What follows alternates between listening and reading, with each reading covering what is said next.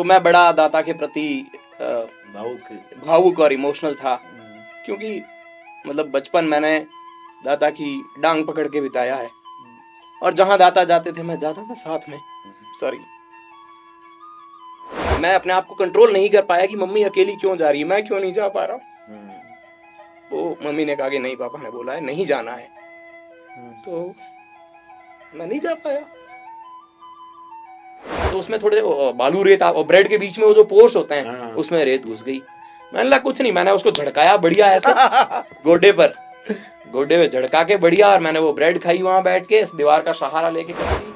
मैं दौड़ा बहुत पर नहीं दौड़ पाया, और उन्होंने पीछे एक मारी कनपट्टी पे, यहाँ गई गुद्दी में। 3 गट्टे खाए मैंने। 3 गट्टे खा के जब उठा ना तो अंधेरा आ गया आंखों। एस्टोनिया वाले क्या सोचते हैं कि ये क्या प्राणी है? मतलब आओ कभी हवेली पर, आओ। एक भाटी ने उगाड़ रखा है शिव में, लोगों को बिगाड़ दिया। दूसरा एक और भाटी आ गया तो नुकसान कर देगा। कि एक नया लड़का 26 साल का युवा पॉलिटिक्स में आता है, जिसका कोई बैकग्राउंड नहीं है पॉलिटिक्स में, वो आता है पॉलिटिक्स में और आके और एकदम बवंडर हो जाता, तूफान ले आता है। और सरकारें और नेता चाहते नहीं कि आप पढ़ो।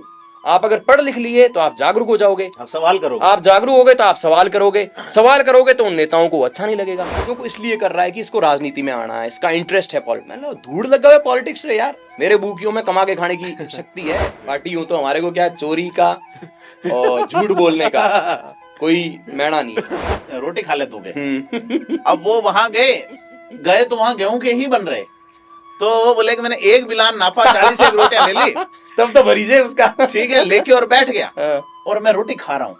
हवलदार मेजर उधर से, अरे भाई चैन सिंह, क्या सब्जी ले ले? कैसा आप सब्जी तो रोटी आते खावी जाए, तू क्या खा रहा है? मैं तो सब फल को खा रहा हूँ। तो मम्मी क्या मारो बचपन तो हमारे पिताजी खातर रोता रोता निकल गई होगी, फौज में है, लड़ाइयां में है, यहाँ है। जवानी मेरी निकल गई तेरे पिताजी के चक्कर में। अब तुम दोनों बच्चे कम से कम फौज में मत जाना, मेरे बुढ़ापे में मेरे को मत रुलाना। वो घूम जैनजी वगैरह ये घूमते फिरते आके मेरे को पूछते हैं कि is this a real moustache? वो ऐसे टच करके मेरे को देखते हैं, कैन आई टच इट? मतलब मैं छू के देख लूं क्या? मतलब बिल्कुल मैं कोई सर्कस में थोड़ी जा रहा हूँ जो चिपका के जा रहा हूँ। मेरी ये असली मूछें हैं। मेरे दाता कहा करते थे कि सांवड़ो सिरदार बलो, गोरी तो बायां हुए। 96 में हमारे यहाँ 3 भाई पास होते थे ग्रेस लगा के कि आप जब वोट लेने जाते हो तो आप कुछ भी कर लोगे ना, आप मारवाड़ी में बोलते हो। बिल्कुल, अरे हुकुम ध्यान रख जो थानो टाबर है, बिल्कुल और टाबर हो। हाँ, जब काम पड़े वे टाइम बजवे हिंदी बात करें, हिंदी और इंग्लिश। देसी हो, देसी रहूंगा और देसी ही मरूंगा।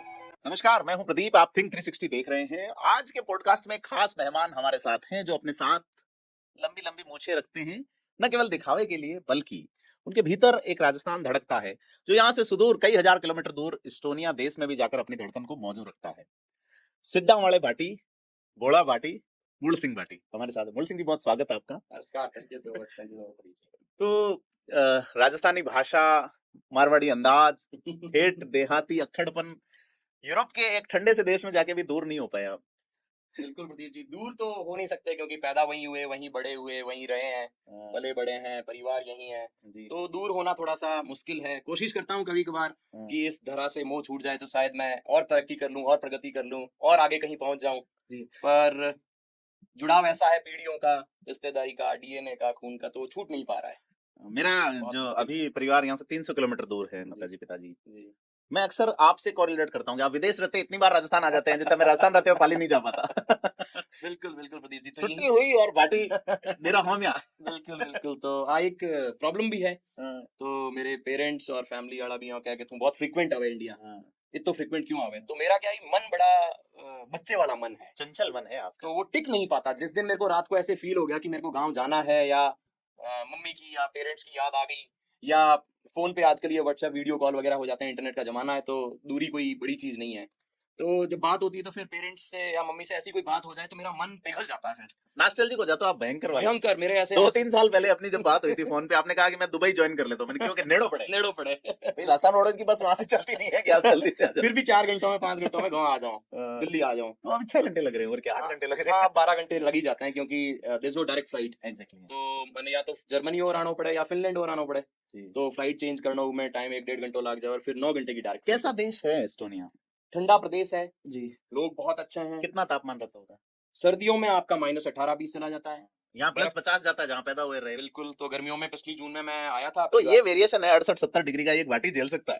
ये क्या है कि हम सर्वाइवल ऑफ द फिटेस्ट है। स्पेंसर का सिद्धांत है। बिल्कुल सर्वाइवल ऑफ द फिटेस्ट है। हम हमारे पूर्वजों ने, पीढ़ियों ने गजनी से लेके जैसलमेर भटनेर होते हुए इस धरा में, इस मगरे में यहाँ पले बढ़े हैं, जहाँ ना पानी है, ना अनाज है, ना ट्यूबवेलें हैं, कुछ नहीं है, फिर भी वो पले बढ़े और पीढ़ियां निकाल दी उन्होंने। तो हमारे अंदर वो डीएनए है जो हमको सर्वाइवल ऑफ द फिटेस्ट बनाता है। कोई टेम्परेचर हो, बस अंदर जज्बा होना चाहिए कि और कहीं है, कहीं कौन ठोकर काट दो, साल महीना गर्मी सर्दी 60 डिग्री इज नथिंग। जी जी तो -20 से यहाँ 50 प्लस में आना हमारे लिए अब ये जी। कोई बड़ा चैलेंज रहा नहीं है। तो वहां जाके गोरे हो जाते हो आप थोड़े से। ये भी है बिल्कुल, क्योंकि वहां अंदर रहते हैं, डायरेक्ट सनलाइट मिलती नहीं है, और रोज नहाता हूँ। ये भी है। बड़ी बात है। पार्टी नहाते कम है कि हमारे मगरे में पानी नहीं था। हाँ। तो वहाँ थोड़ा लाइफस्टाइल इजी भी है, तो वहाँ थोड़ा सा चेहरे पे अंग्रेजी रंग आ जाता है, हाँ। जो यहाँ आते ही मेरा ओरिजिनल कलर वापस मैं अपने रौनक में आ जाता हूँ, जो मेरा ओरिजिनल काला कलर है। और मेरे दादा कहा करते थे कि सांवड़ो सिरदार भलो, हाँ। गोरी तो बाया हुए है। सही तो बात है। उस वजह से क्या है कि यहाँ आके मेरा ओरिजिनल रंग आ हाँ, जाता है। कृष्ण रंग के, आप कृष्ण के अनुयायी हैं, उनके बिल्कुल, वंशज कृष्ण हैं जी तो। के पोते हैं बिल्कुल। तो जी। रंग तो ये हमारा इनबिल्ट है। बिल्कुल। आपको लेके यहाँ के लोग गजब कमेंट करते हैं, फेसबुक आप डेली पोस्ट करते बहुत हैं। ज्यादा, बहुत ज्यादा। ठीक है, मैं आपसे फेसबुक से कनेक्ट हुआ था। बिल्कुल प्रदीप साहब। एस्टोनिया वाले क्या सोचते हैं कि ये क्या प्राणी है? वो जो वहाँ के लोकल्स हैं या जो इंडियन कम्युनिटी वहाँ है? दोनों इंडियन कम्युनिटी क्या, वहां जाके वो नारियल हो जाते हैं, बाहर से भूरे अंदर से सफेद। बिल्कुल। तो इंडियन कम्युनिटी के लोगों को ये लगता है कि यार ये इतने बड़े पद पे नौकरी कर रहा है, यहाँ इतना अच्छा इसका पैकेज है। मैं वहाँ की इंडियन एसोसिएशन जो है हमारी, जी। हम एम्बेसी के साथ में एसोसिएट करके एक एसोसिएशन चला है, इसमें भारतीय संस्कृति को प्रोत्साहन देना, हम्म। और ये जो 26 जनवरी हो गया, 26 जनवरी हो गई, 15 अगस्त हो गई, जन्माष्टमी हो गई, इस तरह के इवेंट इस्कॉन के साथ कोलैबोरेशन करके हम ये चीजें करते हैं। तो मैं उसका बोर्ड मेंबर हूँ जी इंडियन एसोसिएशन का।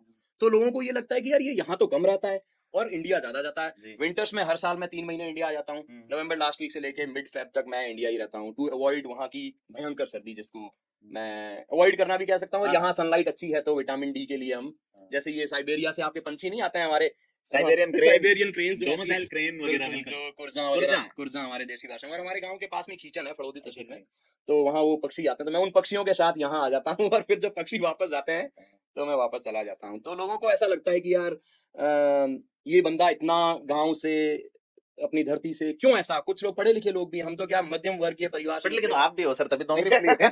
नहीं, पढ़ने लिखने में, डिग्री में, और जो बाकी पढ़ाई है सामाजिक या जो आपकी कैरेक्टरिस्टिक पढ़ाई है वो डिफरेंट पढ़ाई है। जी। तो जो शुरू से पढ़े लिखे या अमीर परिवार के लोग हैं जो वहाँ रहते हैं, हमारे साथ नौकरियां करते हैं, मेरे से जूनियर भी हैं, तो उन लोगों को ऐसा लगता है कि यार ये आदमी क्या रोज रोज इंडिया चला जाता है, क्या गांव की बातें करता रहता है, क्या रखा है गांव में।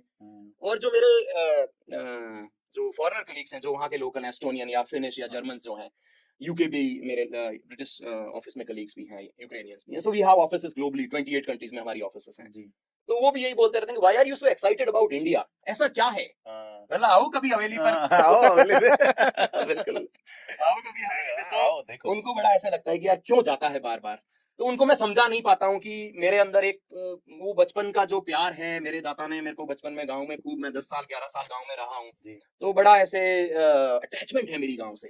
तो मैं, और मेरे सबसे बड़ी प्रॉब्लम है गांव वाले भी मेरे को बड़ा ऐसे अचंभे से देखते हैं, तू कहीं नौकरी करे, तू हर 4-5 महीने में आ जाता है यहाँ, हम दिल्ली बैंगलोर से नहीं आ पाते हैं, तू विदेश से यहाँ आ जाता है, ऐसी क्या नौकरी है, इतनी कैसी छुट्टी मिल जाती है। बस ऐसी है, भगवती की कृपा से चल रही है।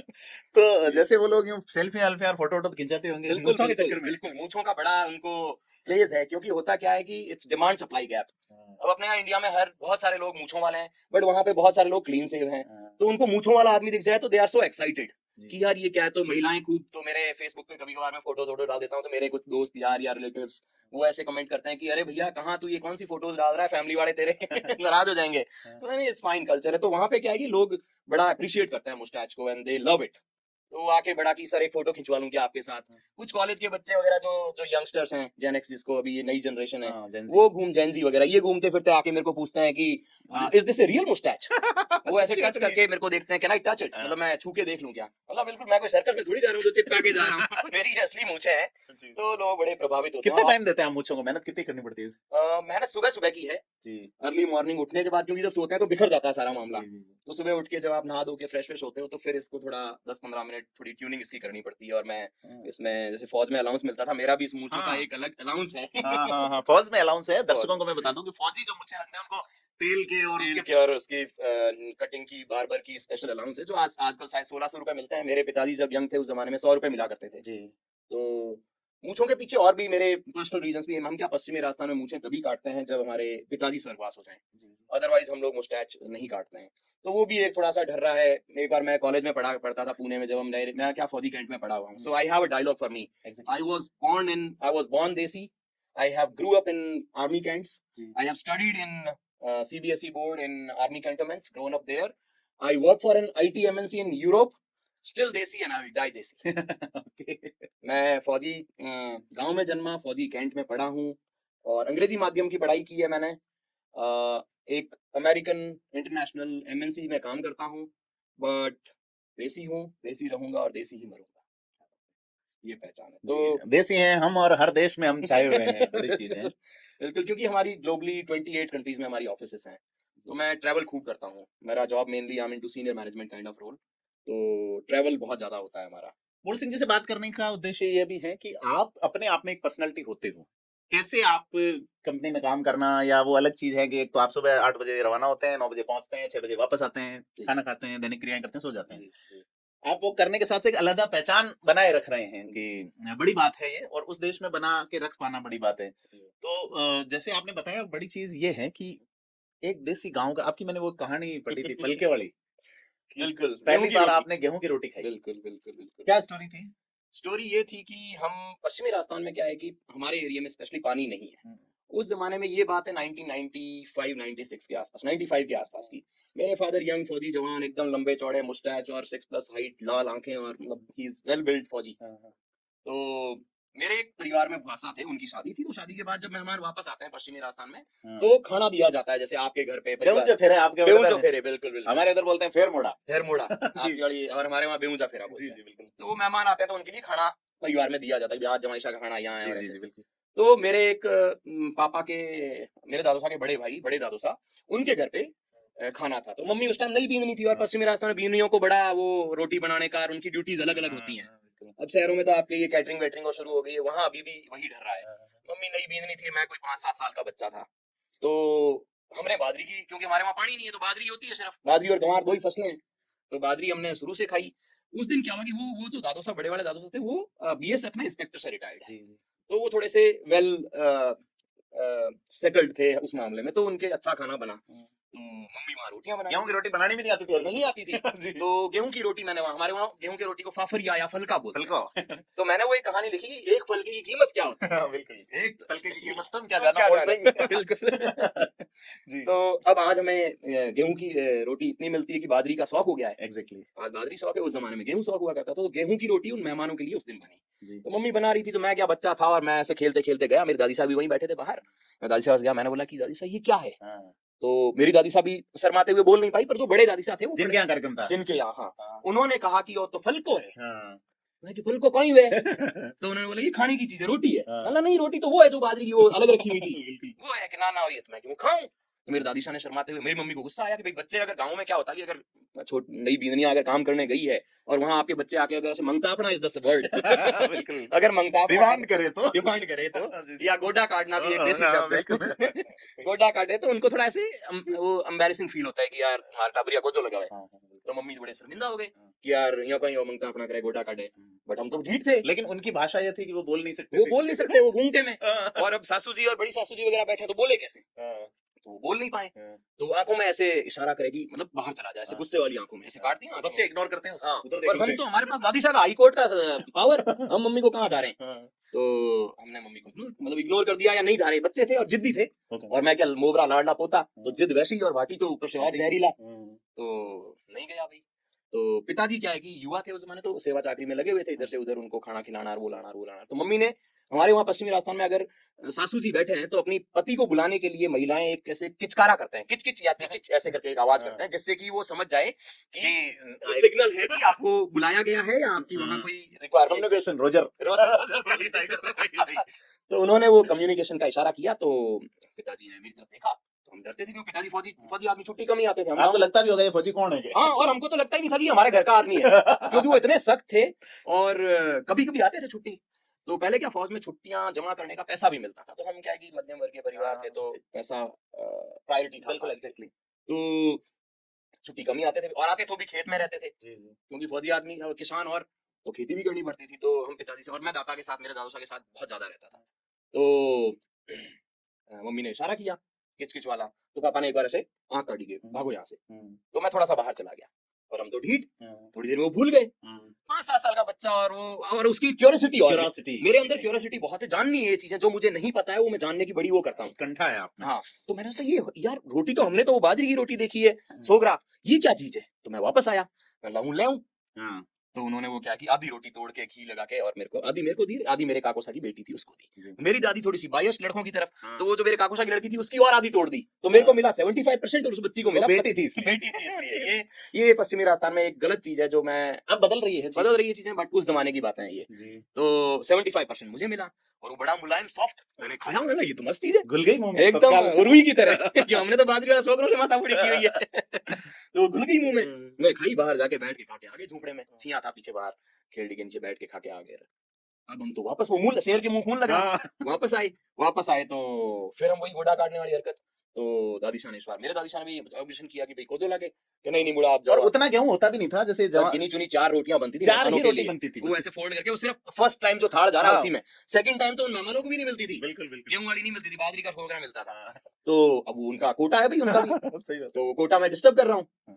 तो दादी शाह ने मना किया, पर हम तो ढीठ, तो मैंने ज्यादा जिद की, तो वो बड़े बड़े, ले जो बड़े वाले दादी शाह ने बोला कि ठीक है मुड़ो जिद करे, वो भी मैं लाड का था, तो उन्होंने और आधी तोड़ के मेरे को दे दी। मैंने जैसे ही वो खाई और मम्मी ने, दादा पापा निकले आंगन में से, मम्मी ने फिर किचकाना तेज किया, किच किच किच, कंट्रोल टाइगर। हाँ, और पापा मेरे पीछे भागे, मैं वहां से भागा जहां तक वो पक्का आंगना, हमारे क्या पक्का वो आंगने गोबर से नीपे जाते, बिल्कुल। तो वो गोबर से नीपा हुआ जो चौक था आंगना, उसमें तो मैं स्पीड में भाग पाया, पर आंगने से बाहर निकलते ही जैसे बेड़ू रेत आई ना, उसमें मेरी गाड़ी के गेयर फंस गए, गाड़ी फंस गई। अब शाह फौजी आदमी भाई, क्रॉस कंट्री दौड़ने वाले, सर्विसेज में खेले हुए आदमी है, और मैं बच्चा, मैं दौड़ा बहुत पर नहीं दौड़ पाया, और उन्होंने पीछे एक मारी कनपट्टी भाई, यहाँ गई गुद्दी में।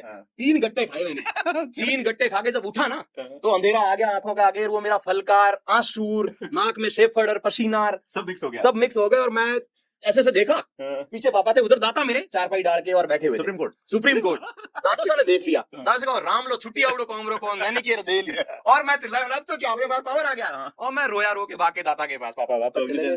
तो ये फलके की कीमत थी। It was big thing for us उस जमाने में। अब तो सब चीजें उपलब्ध है, वहाँ बाजरी का आटा मिलता ही होगा आपको इंडियन स्टोर्स में? मिलता है इंडियन स्टोर्स में, बट वो हमारी जो मगरे वाली मीठी बाजरी है ना, जो ये एक्सपोर्ट होके बाजरियां जा रही है, ये संकर बाजरी, काला बाजरा होता है, और हमारे गांव वाली जो बाजरी है ना, उसमें क्यों, हमारे यहाँ ट्यूबवेल और नहरें हैं नहीं, तो हमारे वहाँ अभी तक फर्टिलाइजर्स नहीं है, बारिश का पानी, दूसरा बरसात का पानी जो इकट्ठा, ईड़ी बाजरी उसकी रोटी बहुत अच्छी बनती है, मीठी बाजरी जिसको बोलते हैं, तो वो स्वाद नहीं है, पर कॉम्प्रोमाइज कर लेते हैं, कुछ नहीं से तो वही अच्छी है। एक और कहानी मैंने पढ़ी थी आपकी, जैसे वहाँ अब आप ब्रेड ही खाते हो? नॉर्मली हम घर पे नहीं खाते हैं, बट ऑफिस की पार्टीज में या कहीं ऑफिस रोटी है ही नहीं, या मैं ट्रैवल कर रहा हूँ जैसे, because I have a travelling job, तो खूब ट्रैवल करता हूँ मैं, तो ट्रैवल के दौरान फिर वहाँ ब्रेकफास्ट में ये ब्रेड ही मिलती है, जिसको हम देसी भाषा में डबल रोटी कहते हैं। डबल रोटी खाइला। मैं बताऊं आपको सर कि मुझे याद है अभी भी, जैसे बच्चों वाली, अब उल्टा हो गया, बच्चे बाजरे की रोटी को देख के पूछते हैं ये क्या है? सीमेंट की रोटी। वही कह रहा हूँ, सीमेंट की रोटी बन गई है। और अब जो शहरों में हम जैसे लोग रहता है, उनके लिए सर्दियों का भोजन ही हो गया, लोग शौक से बाजरे की रोटी बनाते हैं, कोई मेहमान आए तो। मोदी जी ने कहा कि ये मोटा मिलेट्स सब सेलिब्रेट किया, बिल्कुल जी। एक मुझे बाड़मेर के कोई पाली में जब क्राइम रिपोर्टिंग करता था, तो एक ऐसा ही साहब थे, नाम मैं बोल रहा था, चैन सिंह जी नाम था। तो वो पहले पुलिस में भर्ती ऐसी होती थी, पहले आपको लगा लेते थे, भर्ती निकलती सेलेक्ट कर लेते थे। तो एसपी साहब को किसी ने सिफारिश की होगी, तो साहब इसको लगाना है, जो भी नाम था, चैन सिंह नाम था। ठीक है सर। तो उन्होंने जीवन में कभी फलका देखा ही नहीं, मतलब उनका काम ही नहीं पड़ा, देखा तो होता ही नहीं है साहब, कहाँ पे देखेंगे? उनको कहा कि जहाँ गए, तो वो जो एचएम होता है, हवलदार मेजर लाइन में, उसने कहा कि तुम रोटी खा ले दूंगे। अब वो वहां गए तो वहां गेहूं के ही बन रहे, तो वो बोले कि मैंने एक बिलान नापा, 40 रोटियां ले ली, तुम तो मरीज है उसका, ठीक है, लेके और बैठ गया, और मैं रोटी खा रहा हूँ। हवलदार मेजर उधर से, अरे भाई चैन सिंह, क्या सब्जी ले ले? कैसे आप सब्जी तो रोटी आते खा लीजिए, तू क्या खा रहा है? मैं तो सब फल को खा रहा हूँ। इसको तो देख के ही मुंह में पानी आ रहा है। So tough times थे साहब, पश्चिमी Rajasthan was very tough. It's a tough place to be in.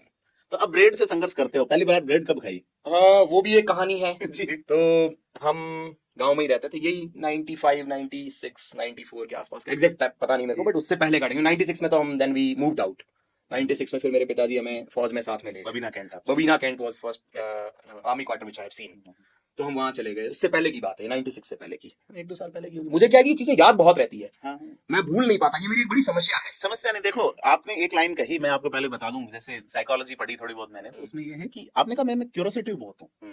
तो जब आपके अंदर क्यूरोसिटी उपज रही है, उसका उत्तर आप तभी प्राप्त करते हैं ना, तो आपको याद रहेगा। ऐसे आप किताबें लेके बैठ जाओ नहीं याद, तो वो रस बना हुआ है, और उस रस का अगर मान लो आपको उत्तर तत्काल मिल रहा है तो ही याद रहेगा। बिल्कुल। तो अगर स्टूडेंट क्यूरोसिटी हो जाए तो उसकी समस्या खत्म हो जाएगी, ही विल डू वंडर्स, है ना। स्टूडेंट्स क्या करते हैं कि उन्हें यार याद करना है, नो मुझे इसको समझना है यार, ये है क्या, है ना। त्रिकोणमिति समझ ही नहीं पा रहे, साइन थीटा कोस थीटा क्या काम आती है, इंटरेस्ट नहीं है उसमें, इंटरेस्ट मतलब क्यूरियोसिटी नहीं है, बिल्कुल। तो याद रहने वाली बात तो ये है कि आप क्यूरियोसिटी हो इसलिए याद रहती है। शायद ये भी कारण है। मैं ज्यादा साइकोलॉजी और टेक्नोलॉजी वाला पढ़ाई वाला बंदा नहीं हूँ, मीडियम 70-75% वाला बच्चा हूँ, not very good in education और एकेडमिक्स आई वुड से। आजकल आ रहे हैं सर 90, 95, 95, जमाना ही चेंज हो गया। हमारे तो पहली बार जब मैं 10वीं में 75%, सो मेरे पिताजी फौज में थे, उनकी एक धमकी थी कि अगर पढ़ाई ठीक से नहीं की ना, उस टाइम क्या हुआ सर, कारगिल वॉर के आसपास का समय है, तो पिताजी 6 महीने के लिए फ्रंट पे चले गए थे। और उस जमाने में ये फोन वगैरह होते नहीं थे, अंतर्देशी कागज आते थे, 56 APU आर्मी पोस्टल ऑफिस के लेटर वगैरह आते थे। तो पिताजी कहा करते थे कि अगर पढ़ाई नहीं की बेटा तो हमारी तरह ऐसे भुगतना पड़ेगा। तो मेरे अंदर एक डर, और फिर क्या, मेरे नानोसा आर्मी में थे, ही वाज इन 19 राजरिफ, तो बांग्लादेश वाले, और 1975 और 65 और 71 वॉर में नानोसा थे। तो मेरी मम्मी और फिर पापा ऑपरेशन पवन श्रीलंका वाला था उसमें, और JNK वाला जो आपका ऑपरेशन कारगिल था उसमें थे। तो मम्मी थोड़े से ना ऐसे इमोशनल है, तो मम्मी क्या है, मारो बचपन तो हमारे पिताजी खातर रोता रोता निकल गई होगी, फौज में है, लड़ाइयां में है, यहाँ है, जवानी मेरी निकल गई तेरे पिताजी के चक्कर में, अब तुम दोनों बच्चे कम से कम फौज में मत जाना, मेरे बुढ़ापे में मेरे को मत रुलाना। तो वो थोड़ा सा माताजी के प्रति हम बहुत ही इमोशनल हैं, तो थोड़ा फिर हम डर, मतलब मम्मी की वजह से भी कहने यार फौज में नहीं जाना है, कुछ और देखेंगे। तो पिताजी ने सीधा बोल दिया था कि अगर नंबर सही नहीं आए 10वीं में तो मैं फौज में भर्ती करवा दूंगा तेरे को, सिपाही राम में। सिपाही राम में, ठीक है। तो हम डरते थे, और हम क्या अहमदनगर सेंटर में रहे हुए हैं, आर्मर्ड कोर का सेंटर अहमदनगर है, तो वहाँ क्या है कि यंग लड़के साथ जिनकी मूछें नहीं आई, छोटे छोटे बच्चे 16-17 साल के लड़के, और उनकी जो वहाँ परेड होती है, कुटाई परेड, तो उनको देख के मुझे रोना आ जाता था कि यार ये, और वो बच्चे रोते थे मम्मी के, मैडम ऐसे ऐसे करके, तो मम्मी एकदम हेल्प कर नहीं सकती बिकॉज प्रोटोकॉल फौज का वो वैसे है। तो मुझे ऐसा लगता था कि यार बहुत ज्यादा बुरी नौकरी है ये, और है, फौज is not for everybody and anybody, it's very tough job to be in. तो 75% आए तो हम बड़े खुश हुए, और पिताजी ने फिर बोला कि ठीक है तेरी फौज की भर्ती कैंसिल, 2 साल और 12वीं तक पढ़ाऊंगा, 12वीं में फिर देखूंगा तेरे आगे क्या करना है। अगर 12वीं में सही नंबर आए नहीं आए तो क्लर्क में भर्ती करवा दूंगा। चलो तो पहले सिपाही राम वाली कैटेगरी थी, फिर फौज में क्लर्क वाली हो गई थी। तो पढ़ाई का मेरा ज्यादा रहा नहीं। आई वॉज इन केंद्रीय विद्यालय, तो मैं 5 टाइम्स KVS नेशनल प्लेयर भी हूँ, इसलिए मैं इतना पत्ता दुबला हूँ। किस गेम में थे आप? मैं एथलेटिक्स करता था, I was in 3000 steeplechase, 5000 metre और 1500। तो मैं केंद्रीय विद्यालय संगठन से 5 बार नेशनल खेला हुआ हूँ। मैं 7 तक आर्मी स्कूल में पढ़ा, और उसके बाद मैं केंद्रीय विद्यालय में पढ़ा हूँ। तो जब से मैं KV में आया हूँ तब से मैं 7 से लेकर और 12 तक 5 साल लगातार मैं KVS नेशनल खेला हूँ, SDFI खेला हूँ। जी बिल्कुल, नहीं एथलेटिक्स में। तो तो जैसा हम will come back to the double roti वाला ना, फर्स्टली ऑन द परसेंटेज 75%।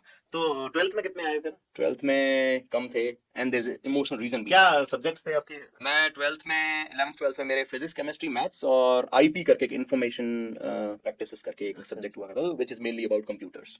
आपका आप शायद 85 बॉर्न है। सो मेरा जन्म है जनवरी 1985। अच्छा। तो जैसे 75% तो आप खूब ही लिया है उस जमाने में। डर था मेरे तो डर सारा कुछ था, लेकिन फिर भी मेरे 62 के आसपास से बने। तो लेकिन ये है कि बाकी 38% मैंने जो खोए ना वो यूं ही नहीं कमाए। उसका ज्ञान दूसरा है। नहीं, आप अधिक पढ़े लिखे हो, हम इतने पढ़े लिखे नहीं, हम तो बस ठीक है भगवती की दया से ऐसे। तो आजकल आ रहे हैं बच्चों के 99%। मैं अक्सर कहता हूँ, हमारे एक सर हैं, उनकी बच्ची के 96 बने, तो वो बोले कि मेरे को 100 आउट ऑफ 100 लाने थे, और वो उन खोए हुए 4% पे दुखी थी। मैं उनसे मिला, मैंने कहा आप दुखी हो? 96 में हमारे यहाँ 3 भाई पास होते थे ग्रेस लगा के। बिल्कुल। ठीक है, कोई फेल हो गया तो परिजन बड़े उदार हुआ करते थे कि यार क्यों घूम मिलो है, जो 12 साल में आई अगली बार फिर आ जाएगा, 10 महीने की बात है। ठीक है। और जिसको जो टॉप करता था उसे समझाना पड़ता था कि मैंने क्या किया है, उनको तो पास और फेल 2 ही चीज पता होती थी। बिल्कुल, ये डिस्टिंक्शन और फर्स्ट सेकंड ग्रेड क्या क्या होता है आपके, first second and three third division division. हाँ, फिर उसके बाद एक ग्रेड से पास होना, वो भी अलग, फिर एक सप्लीमेंट्री, धक्का गाड़ी। सप्लीमेंट्री। फेल होना बहुत मुश्किल है, मेरा ये मानना है, बहुत मुश्किल है, रेयर ऑफ रेयरेस्ट है एकेडमिक एग्जाम में फेल होना। बिल्कुल बिल्कुल। और क्या कहते हैं, कई ऐसे बंधु भी थे कि वो बंदे क्लासों में बैठे, मास्टर रिटायर हो गए उनके, ठीक है, लेकिन वो दिए जा रहे हैं एग्जाम, है ना। कई विचारों के साथ संकट हो गया कि इस बार तो मैंने 3 साल से बैठा हूँ, इस बार तो अपना हो ही जाएगा, लोग सारे आते हैं, इतने में सिलेबस चेंज हो जाता। आपकी दिल्ली की नामी यूनिवर्सिटी है, मैं नाम नहीं लूंगा, वहाँ बैठे हैं खूब हाँ 40 45 years old and they are still हाँ, वो students। तो क्या है, वहाँ उनके मैं दूसरे नाम कारण नहीं है, लेना चाहूंगा, हाँ, but दूसरे हाँ। कारण है उनके, तो भाई आपको 1500 रुपए में एक अच्छा मकान मिल रहा है वहाँ रहने के लिए वगैरह, और रेस्पेक्ट मिल रहा है, दुकान चल रही है, वयोवृद्ध छात्र नेता कह सकते हैं उनको। जिनको आज की भाषा में युवा नेता आप और हम कह सकते और हैं। पाली में एक विजय सिंह जी है, शेखावत हैं जी अच्छे बड़े भाई हैं हमारे, जी अब केमिकल बिजनेस में हैं, जी तो विद साहब भैरव सिंह शेखावत के गजब फैन है, डाई हार्ड। ठीक है, बोले साहब देवता थे तो कोई वो थे, वो मैंने तो कहा ऐसा क्या है यार, बिल्कुल हाँ। तो मैंने कहा नहीं बीजेपी कांग्रेस कोई लेना देना नहीं है, पॉलिटिक्स में भैरव सिंह जी थे इसलिए मैं 10वीं पास की। मैं कैसे, बोले मैंने 3 साल संघर्ष किया, फिर 3 साल बाद क्या सिलेबस चेंज हो गया, मैंने कहा उड़ाया, मैं 0 पे आ गया, तो फिर के वो ओपन बोर्ड का सिस्टम लाए, ठीक है कि साहब आप एक एक सब्जेक्ट जितने पास कर रहे हो उतने नहीं देने अगली बार। तो फिर मैंने 6 साल लगा के एक एक सब्जेक्ट 33 तब जाके पूरा हुआ वो। एक बंदा राजस्थान में कितना 40 साल से कर रहा था, अलवर का उसका, और वो लव का मामला था, 40 साल पहले उसे प्रेम हुआ कि भाई 10वीं पास करूंगा तो शादी, तो वहाँ शर्त रखी गई अगले की पोते पोतियां हो गई अगली ईयर, और सरप्राइज की कोविड में वो जबरदस्ती पास हो गया, बाकी पास नहीं हुआ। कोविड वाला बैच है ये। तो कई सारी कहानियां हैं पढ़ाई। तो 12th में नंबर कम आने का एक कारण ये है कि मेरे हम लोग उस टाइम पठानकोट पोस्टिंग थी पिताजी की, पठानकोट में ममून कैंट करके एक फौजी कैंट है, मैं केंद्रीय विद्यालय नंबर 3 में पढ़ रहा था। तो हमारे एग्जाम स्टार्ट हुए 3 तारीख को, 3 तारीख को हमारा पहला एग्जाम था, I don't recall what was the subject, but 3 मार्च पहला एग्जाम था, और 5 मार्च को मेरे दादू साहब स्वर्गवास हो गए। और आपका तो, और मेरा क्या, कलेजा यहाँ से उठा के इधर रख दिया गया, मतलब ये मानिए, सॉरी, तो मैं बड़ा दादा के प्रति भावुक और इमोशनल था, क्योंकि मतलब बचपन मैंने दादा की डांग पकड़ के बिताया है, और जहां दादा जाते थे मैं जाता था साथ में। सॉरी, नहीं तो हम सॉरी, है ना, भावनाएं जो है वो, जब हम कुछ कहना चाहते हैं और कह नहीं पाते, शब्द नहीं होते, तभी आंसू निकलते हैं, और आंसू भाषा बन के बह जाते हैं, सब कुछ कह जाते हैं। तो बता रहे हैं मोहन सिंह जी अपनी कहानी जी। उस जमाने में दिस वाज ईयर 2005 जी, तो हम, sorry let me clean this otherwise I will spoil the video. No, ये साबित करता है कि भाटी भोला ही नहीं, भावुक भी है। भावुक तो बहुत ज्यादा है। जी जी। तो क्योंकि दाता से बड़ा लगाव था, हर छुट्टियों में हम गर्मियों में जाते थे दादा के पास, तो उस साल हम, क्योंकि 12वीं बोर्ड था और पिताजी बोर्ड के पहले बोर्ड को हुआ बनाया जाता था। हाँ, खतरनाक भाई साहब, बोर्ड मतलब बोर्ड है, मतलब कहीं छुट्टियों में नहीं जाना, पढ़ाई करो, एक्स्ट्रा क्लास लगाओ और ट्यूशन लगाओ और इस तरह की ड्रामेबाजियां होती थी, तो नहीं जा पाए। तो 3 तारीख वाला मेरा अच्छा गया और उसमें मेरे को 78 नंबर आए। अब 5 तारीख का जो एग्जाम, नहीं 5 तारीख को दाता स्वर्गवास हो गए, तो मुझे, पिताजी पहले गए हुए थे, जब दादा बीमार थे तो पिताजी गांव गए हुए थे कि भाई एमएच मिलिट्री हॉस्पिटल लेके जाएंगे, चेक करवाएंगे, और मम्मी हमारे साथ थी, क्योंकि मेरी सिस्टर छोटी है मेरे से 2 साल, तो उसका भी 10th बोर्ड था, मेरा 12th बोर्ड था, तो हम माता जी के साथ वहां, पिताजी गांव चले गए। अब दादू साहब को जिस दिन ले जाना था उसी दिन दादू साहब शाम को स्वर्गवास हो गए, तो बचा नहीं पाए हम, या जो भी whatever it was, bad luck जो भी था, और भाग बोल सकते हैं इसको। तो उस टाइम ये लैंडलाइन फोन हुआ करते थे, तो पापा ने वहाँ हमारे एक जगदीश भूतड़ा जी बाणिया आए, उनके घर पे टेलीफोन वाला वो टावर वाला खंबा था, वहां से फोन किया यूनिट में कि भाई क्वार्टर पे जाके बता के आओ। तो हमारा एक जवान राम था, वो आया, सिपाही राम, और साहब का फोन आया, साहब ने बोला है कि साहब स्वर्गवास हो गए हैं, बच्चों को तो वहीं छोड़ो, आपको जाना पड़ेगा गाँव।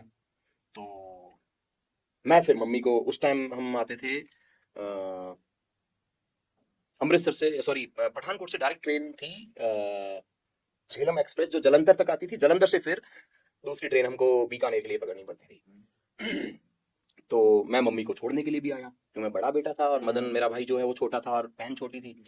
तो हमारे को एक फौजी जिप्सी मिली, उसके साथ में मम्मी थोड़े शर्मिंदा और ग्रामीण पृष्ठभूमि के, तो उनको ऐसे कंफर्टेबल नहीं लगा कि फौज की जिप्सी में अकेले बैठ के चली जाऊं। तो मैं स्टेशन पे मम्मी को छोड़ने आया, तो मेरे को ऐसे बड़ा, मैं अपने आप को कंट्रोल नहीं कर पाया कि मम्मी अकेली क्यों जा रही है, मैं क्यों नहीं जा पा रहा हूँ। तो मम्मी ने कहा कि नहीं पापा ने बोला है नहीं जाना है, तो मैं नहीं जा पाया। फिर 5-6 तारीख को मेरा दूसरा, क्योंकि बोर्ड में 3-3 4-4 दिन का गैप होता है, 6 तारीख को मेरा अगला एग्जाम, और उस जमाने में हम इंक पेन से लिखा करते थे, फाउंटेन पेन। तो इंक पेन से हम लिख रहे थे, और अब मैं क्या लिखूं और मेरे वो आंसू अपने आप गिरते जाएं। जैसे ही मैं लिख के और वो पन्ना आगे खिसके नीचे जाऊं तो वो मेरे आंसू ऐसे गिरे और वो ब्लर हो जाए, वो इंक फैल जाए। पर अब क्या कर सकते हैं, मतलब वो कंट्रोल ही नहीं हो रहा है। मतलब अब तो बहुत कंट्रोल कर लिया मैंने अपने आप को because of camera and these things. अभी भी मैं अकेला बैठता हूं तो मैं फिर नहीं कर पाता, आधे घंटे तक डुस्कियां लेता रहता। हाँ, मुझे पता है आप गांव जाते हो तो भी रोते हो। हाँ, ये भी एक समस्या है। मैं गांव से वापस निकलता हूँ तो मेरे आंसू आते हैं। 20 किलोमीटर तक जब मैं गांव छोड़ता हूँ तो मेरे आंसू आ जाते हैं कि अब गांव तो छूट गया, कहाँ जा रहा हूँ। जी। तो वो उस वजह से मेरे थोड़े से क्या है कि फिर मैं उन बोर्ड एग्जाम में, मैं फिजिकली तो था वहां पे पर मेंटली वहां नहीं था। And I had chemistry, physics, maths and IP, तो ये सब्जेक्ट थोड़े से टेक्निकल भी हैं, तो मैं नहीं अच्छा कर पाया, तो मेरे शायद ज्यादा नंबर नहीं आए, 59 पॉइंट समथिंग कुछ आए, तो थोड़ा उदास था मैं। बट जो भाग में लिखा हुआ है वो धीरे धीरे धीरे तो, पर मैं ये मानता हूँ कि नंबरों की कोई वैल्यू नहीं है। एग्जैक्टली नंबर अब मुझे ऐसा लगता है, उस जमाने में जब हम बच्चे थे हमें ये समझाया जाता था कि पढ़ोगे अच्छे नंबर आएंगे 10वीं 12वीं में, तो शायद अब मुझे लगता है वो 10वीं की मार्कशीट सिर्फ डेट ऑफ बर्थ प्रूफ है और कुछ नहीं है। ऐसा बच्चों पे इतना मेंटल प्रेशर है बहुत ज्यादा, बहुत कि ज्यादा। साहब आप नंबर लाओ, मैं कह रहा हूँ आप समझो उन चीजों को कि क्या है, आप कैसे करोगे। खैर अब ये तो स्कूलें जो है प्राइवेट स्कूल्स खास करके वो लगाती है साहब ये हीरो 90% 92%, वो just they are publishing it, marketing. बिल्कुल। तो मुझे लगता है कि if you wanted to do good things in a life, percentage is just a number. Exactly कोई फर्क बच्चों नहीं को पड़ता। अब वही दे रहे हैं। मैं बता रहा हूँ मेरी बच्ची एक प्राइवेट स्कूल में पढ़ती है, नंबर उन्हीं को ही देने हैं, देखो साहब आपकी बच्ची अच्छा कर रही है। अरे तो जब वो दुनियावी एग्जाम में करेगी तब समझ में आएगा, तब फंस जाएंगे, हाँ। तब फंस जाएंगे। तो मुझे लगता है किताबी ज्ञान से ज्यादा आपको, ये एक बड़ा मार्केट है sir, it's a big industry. बिल्कुल, और इसमें बहुत लोग इन्वॉल्व हैं। बिल्कुल। बेसिकली जयपुर में तो ये कल्चर चलता है कि आप अपने बच्चे का एडमिशन कराने जाओगे, स्कूल पहले दिन ही जाओगे तो वो कहेंगे नहीं हमारे यहाँ फुल है एडमिशन, डोनेशंस, फिर नहीं आप फिर सिफारिश कराते हो, और आप प्रदीप सिंह को कहोगे, प्रदीप मंत्री सिंह संतरी किसी ना किसी। किसी आरएस को कहेगा, तो वो बेचारे फोन करेंगे, तो फिर आप पूरे साल यही प्रचार करोगे बिल्कुल, कि साहब बड़ी मुश्किल से हुआ, उनको कहा, उनसे करवाया, तब तब जाके जाके तो अब आप उस स्कूल के फ्री ऑफ कॉस्ट प्रचारक हो गए पहली चीज। Word of mouth. हाँ, लेकिन उसमें स्कूल दूसरा गेम क्या कर गया कि जो 1.5 लाख रुपए फीस है साल की वो आपको चुभ नहीं रही है फिर। अब नहीं चुकेगी क्योंकि आपको इतनी मुश्किल से मिला। So it's all demand supply gaps, this is business. तो आप जितना कम दिखोगे उतना ज्यादा आपकी वैल्यू होगी, क्या दूर टोल सुहावना टाइपिश, तो ऐसा है। तो मुझे अभी भी लगता है कि numbers is not a big thing. Double रोटी फिर हाँ, दूध के साथ भी। तो वापस आते हैं डबल रोटी पे। तो हमारे गांव की स्कूल तो थी, देखो साहब पश्चिमी राजस्थान की एक ये विडंबना है कि एजुकेशन के मामले में हम बहुत पीछे हैं अभी भी।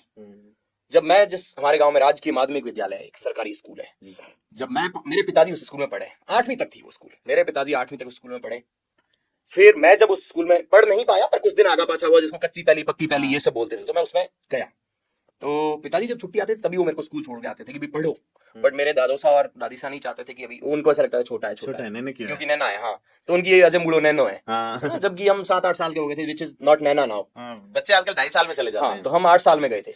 ठीक है, तो पापा छुट्टी आते तो मैं क्या छोटा था, तो भैरू जी हमारे वहाँ पश्चिमी राजस्थान भैरू जी की चोटी रखने की एक वो है, तो चोटी रखता था।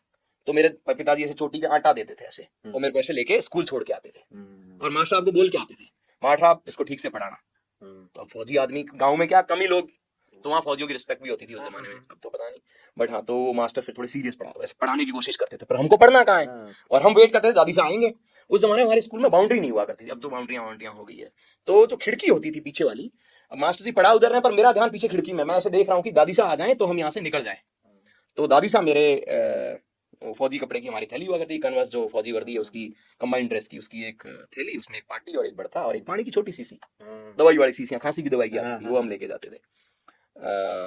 तो अब मेरा पढ़ाई में ध्यान नहीं, मतलब वैसे पढ़ाते भी क्या थे अब मुझे तो पता भी नहीं, वो कच्ची पहली, हमारा तो क्या 3-4 क्लासें साथ ही बैठ, 2 कमरों की तो स्कूल थी साहब, 2 या 3 कमरों की। उस स्कूल मेरे पिताजी पढ़े, मैं पढ़ा, और अगर मैं गांव में रहता, हमारे वहां क्या 16-17 साल में 17 साल में शादियां हो जाती है, 18 साल में, अगर मैं वहां रहता तो शायद मेरे बच्चे भी वहीं, तो 3 जनरेशन से वो स्कूल 8वीं है। आप ये विडंबना देखिए इस देश की, हम कहाँ पढ़ रहे हैं, हम कहाँ जी रहे हैं। अब जाके पिछले 2-4 सालों में या 5-7 सालों में वो स्कूल 10वीं 11वीं कुछ 12वीं हुई है, तो कहाँ पढ़ाई है, एजुकेशन का हमारे यहाँ महत्व ही नहीं है।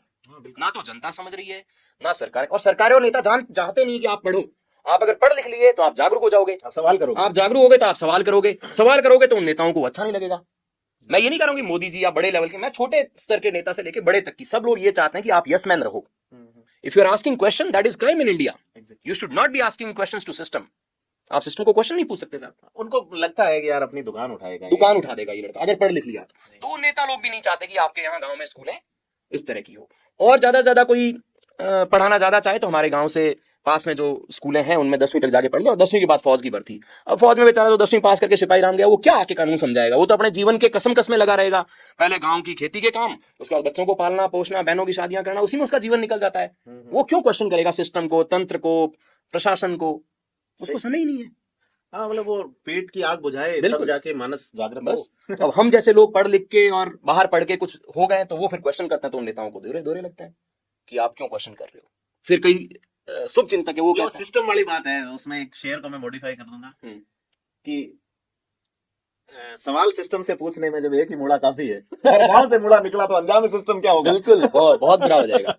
तो मुझे लगता है कि क्वेश्चन करना चाहिए, you should ask, that's your, एक आजाद भारत में आपका मौलिक अधिकार है। एग्जैक्टली, हमारा कॉन्स्टिट्यूशन की पहली प्रियम्बल की पहली 3 शब्द, we the people of India, हम भारत के लोग, बिल्कुल। संप्रभु। बिल्कुल बिल्कुल। है ना? तो हम ऐसे पूछते हैं तो फिर लोग नाराज होते हैं जी। कि थने कोई करना। हाँ, कई लोगों को ये भी लगता है, मेरे दोस्तों को, कि मूल सिंह जी बार बार इसलिए आ रहे हैं उन्हें चुनाव लड़ना है। हाँ, ये गलत फहमी है लोगों की, ये बहुत बड़ी गलत फहमी है।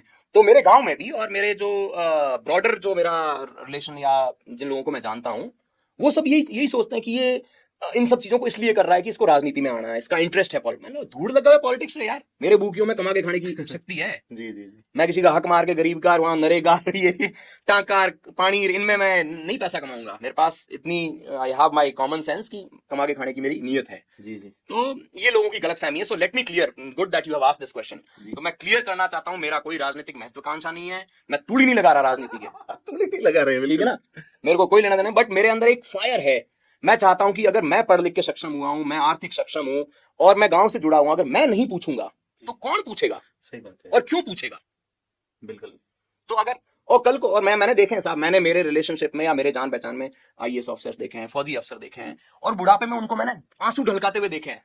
जब वो रिटायरमेंट आ जाते हैं और उनके बच्चे सेटल हो जाते हैं सब कुछ, और जब उनको गांव जाना पड़ता है और गांव में उनको कोई नहीं पूछता। हाँ। क्यों? क्योंकि you haven't given anything to your society. वो सामाजिक भाव जगाते भी हैं फिर। हाँ, लेकिन रिटायरमेंट के बाद उनको समाज, गांव, परिवार सब याद आता है, पर सर्विस के दौरान वो कभी समाज, गांव, परिवार किसी की हेल्प नहीं करते। ठीक है, कभी क्वेश्चन नहीं पूछते। और तो मैंने ऐसे लोगों से सीखा है और देखा है। मैं चपड़ासी से लेके और आईएएस चीफ सेक्रेटरी लेवल तक के लोगों के साथ उठता बैठता हूँ, वार्ड पंच से लेके और सीएम कैंडिडेट तक के पॉलिटिशियन के साथ उठता बैठता, मिलता, जानता हूँ। कॉर्पोरेट में, Indian corporate culture, MNCs in US, Europe, I have worked and मैं सब देखा हुआ है। तो मुझे ये लगता है, मैंने खूब लोगों से देखा है, तो मैं ये सोचता हूँ अगर मैं जिस दिन बूढ़ा हो जाऊंगा, मैं भी फिर ऐसी दुखी होऊंगा कि यार मुड़ा, तू जिस दिन मोटियार था, जिस दिन तू लाठा था, उस दिन तू कुछ कर नहीं पाया, अब क्या कर रहा है तू? सो मुझे, इसलिए मैं ये क्वेश्चंस पूछता हूं, इसलिए मैं लोगों से मिलता हूं, जानता हूं, मुझे बड़ी उत्सुकता होती है। और लोगों की गलतफहमी क्या है, मुड़ो आज तो फलान जी बीजेपी वाले मंत्री से खन गयो, आज आरएसएस वाला खन गयो है, आज कांग्रेस वाला डोटासरा खन गयो है। तो ये अब लोग कंफ्यूज भी हैं कि ये बीजेपी की तरफ इंक्लाइंड है या आरएसएस की तरफ या बीजेपी की तरफ। पर मैं कहीं नहीं इंक्लाइंड हूं, मेरा किसी से कोई लेना देना नहीं है। I am just meeting people to understand more, to know system more, और मिलजुल के रहना अपना फॉर्मूला है। तो let me make it very clear, I have nothing to do with politics. मेरी कोई पार्टी नहीं है, ना मैं कांग्रेस का हूं, ना बीजेपी का हूं, मैं ना निर्दलीय हूं, मैं किसी का कुछ नहीं हूं, ना मेरा राजनीति को लेना देना। Let me make it very clear. So लोगों को डरने की जरूरत नहीं है।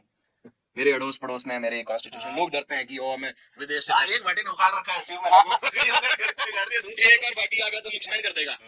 तो लोगों को खूब ऐसे बैक ऑफ द माइंड डर लगता रहता है। ऐसा नहीं करते यार, बहुत सा एक हमारे लिए पोस्ट लिखो, नेता ऐसा नहीं करते कि करते हैं, कुछ लोग करते हैं, कहते भी हैं कि भाई साहब यार आपके फेसबुक पे ठीक ठाक ऐसे है, तो आप हमारे बारे में कुछ अच्छा लिख दो, या आप कम से कम अच्छा मत लिखो पर नेगेटिव तो मत लिखो। मैं लिख देता हूँ, मैं शार्प, आई राइट वेरी शार्प, मैं एकदम जहर लिखता हूँ। सत्य थोड़ा कड़वा, कड़वा, बहुत कड़वा होता है वो। तो मैं समाज की, पढ़ाई की, और मैं जाति पाति, इन चीजों के खिलाफ भी खूब लिखता हूँ। आई डोंट नो व्हाई ना, वो आर्मी डिसिप्लिन और पिताजी का शासन और माँ का स्नेह, दादू साहब का वो पुराना तो 2-3 पीढ़ियों का एक डेडली कॉम्बिनेशन हो गया है ना, वो आपको एक परिपक्व इंसान बनाती है। और तो ये चीजें लोगों को बुरी लगती है। फिर मेरे को सुचिंतक है, वो कहते हैं मुला थारे कोई करनो हैं, थार पापा बारे रहे, थार पिताजी पेंशन लावे फौजरी थे, भाई दोनों बारे रहे हो, थार विदेश में मकान। 2021 में तो जब कोविड था 2021 में, तब आपने जो राहत सामग्री वगैरह गांव में, हाँ, उसके बाद लोगों को लगा कि सरपंच का चुनाव लड़ेंगे। बिल्कुल बिल्कुल, गांव में लोग डर गए, अभी भी डरे हुए हैं लोग। अभी भी मैं गांव ज्यादा आता हूं तो मैं कभी किसी की कोई हेल्प कर दूं, कभी किसी की कर दूं, तो लोगों को लगता है ये क्यों कर रहा है।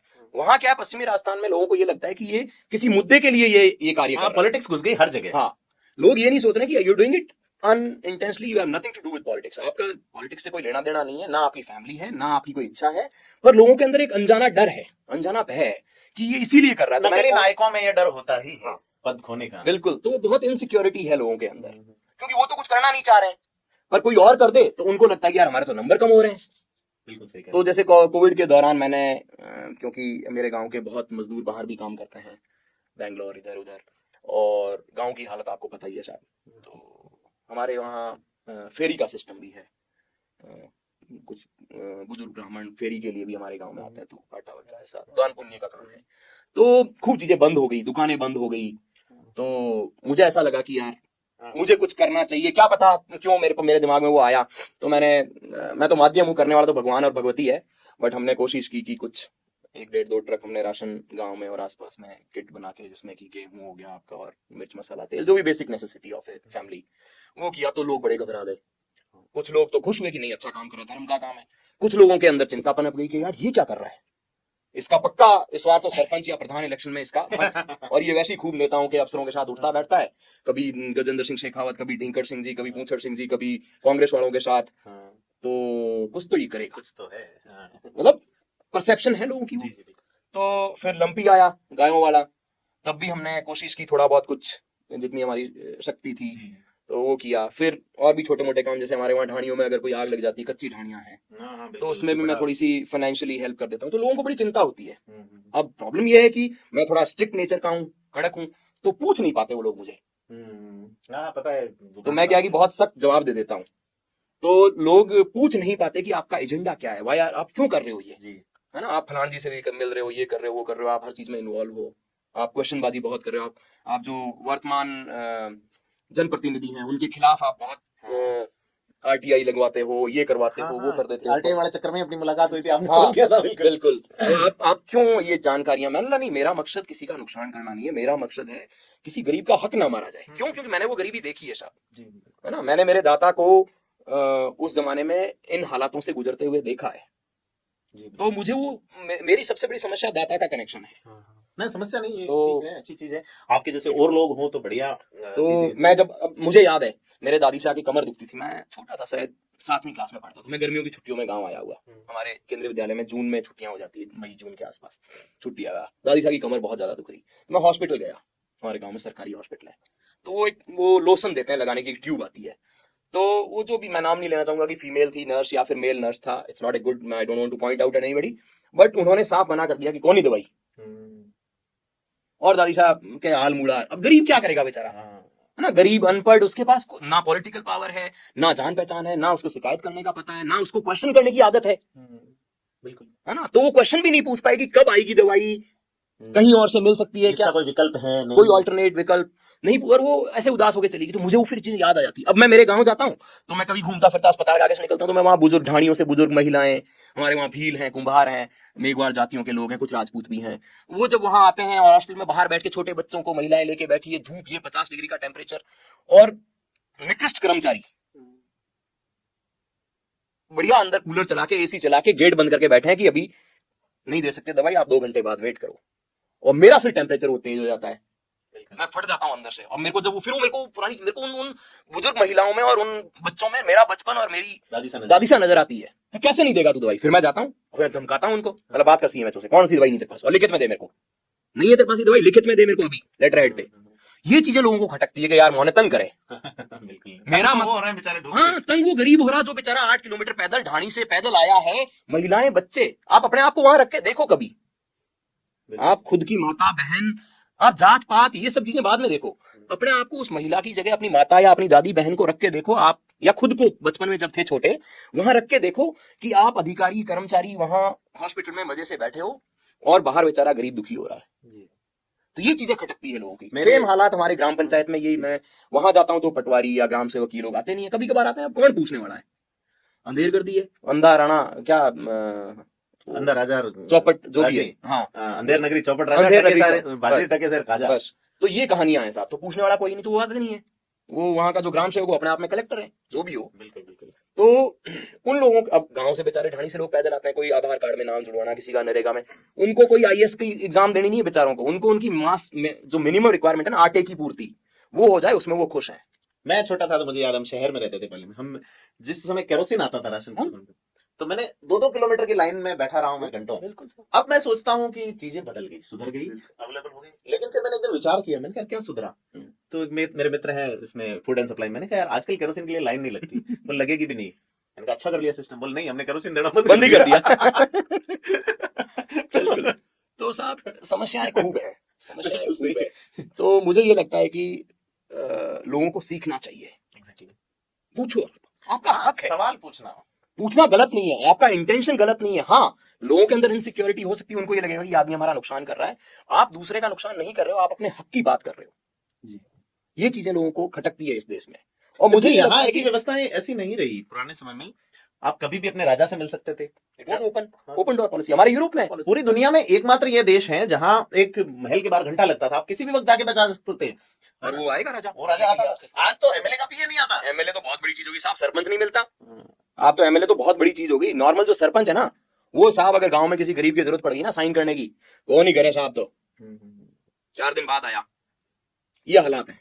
बिल्कुल सही कहा। ये इस देश की।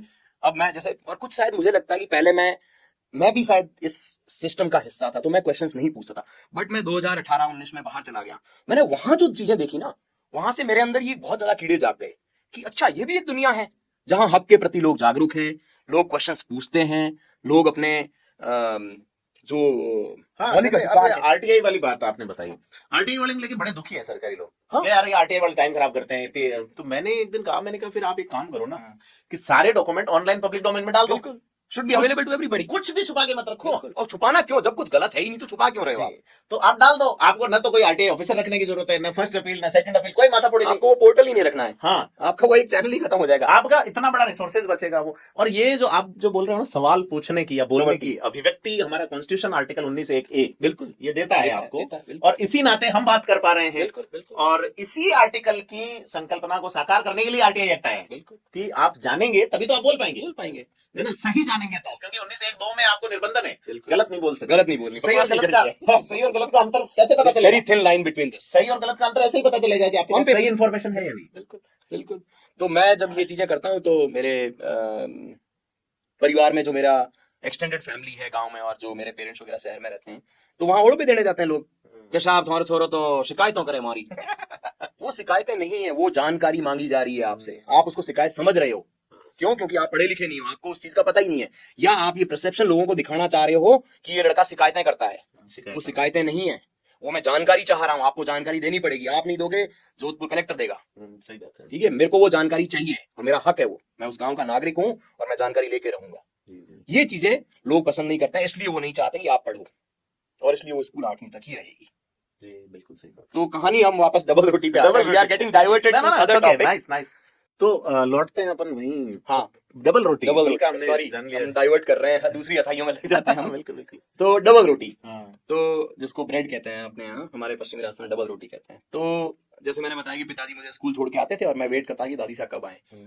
तो मेरे पिताजी की भुआसा हैं, बीकानेर जिले में शादी हो रखी है उनकी। तो वो जो फूफोसा थे पापा के, वो हेडमास्टर थे उस जमाने में। अच्छा।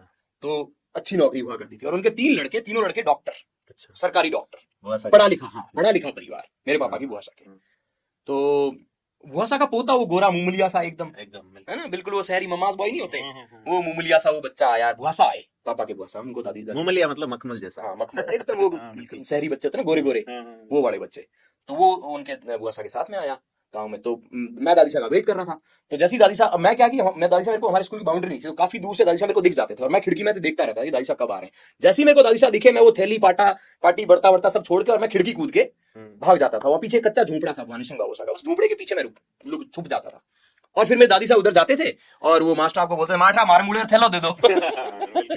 तो वो थैला लेके दादी साहब, फिर हम क्या करते हैं, घर पहले जाए तो पापा पूछे कि हाँ भाई स्कूल से पहले कैसे आगे पढ़ाई करके, तो मैं दादी साहब फिर क्या है कि स्टॉप लेते लेते जाते थे। तो कभी किसी दादी साहब के घर पे, बूढ़ी दादी साहब वगैरह परिवार में, जो मेरे परदादे का परिवार है, उनमें हम जाते थे और वहां बैठ के था। तो उस दिन आए हुए थे भुआसा, तो हम स्कूल से सीधे हमारा जो पुश्तैनी मेरे परदादोसा का जो घर है गोमुका कोसा, उनके वहां चले गया। तो वहां भुआसा आए हुए थे, क्योंकि उनका तो घर वही है। अब भाई अलग अलग हो गए, पर उनके लिए तो उनका घर वही है, उनकी माँ का घर। तो मेरी परदादी भी उस जमाने में हुआ करती थी, और परदादी भी मेरे को खूब लाड करती थी। तो मैं दादी साहब वहां गया, वो मुमलिया बेटा क्या ब्रेड खाए, बालक जो है, हाँ वो बालक बच्चा, वो भुआसा का पोता। वो अमीर लोग हैं साहब, 3 डॉक्टर उस फैमिली में, फूफोसा हेडमास्टर, तो सक्षम लोग। हमारे यहाँ फौज वाली नौकरी। ठीक है।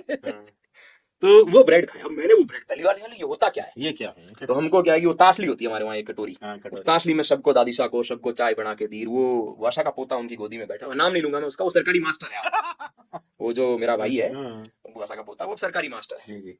सेकंड ग्रेड है। अपने उसमें ब्रेड क्रम्स होता है ना? हाँ बिल्कुल बिल्कुल।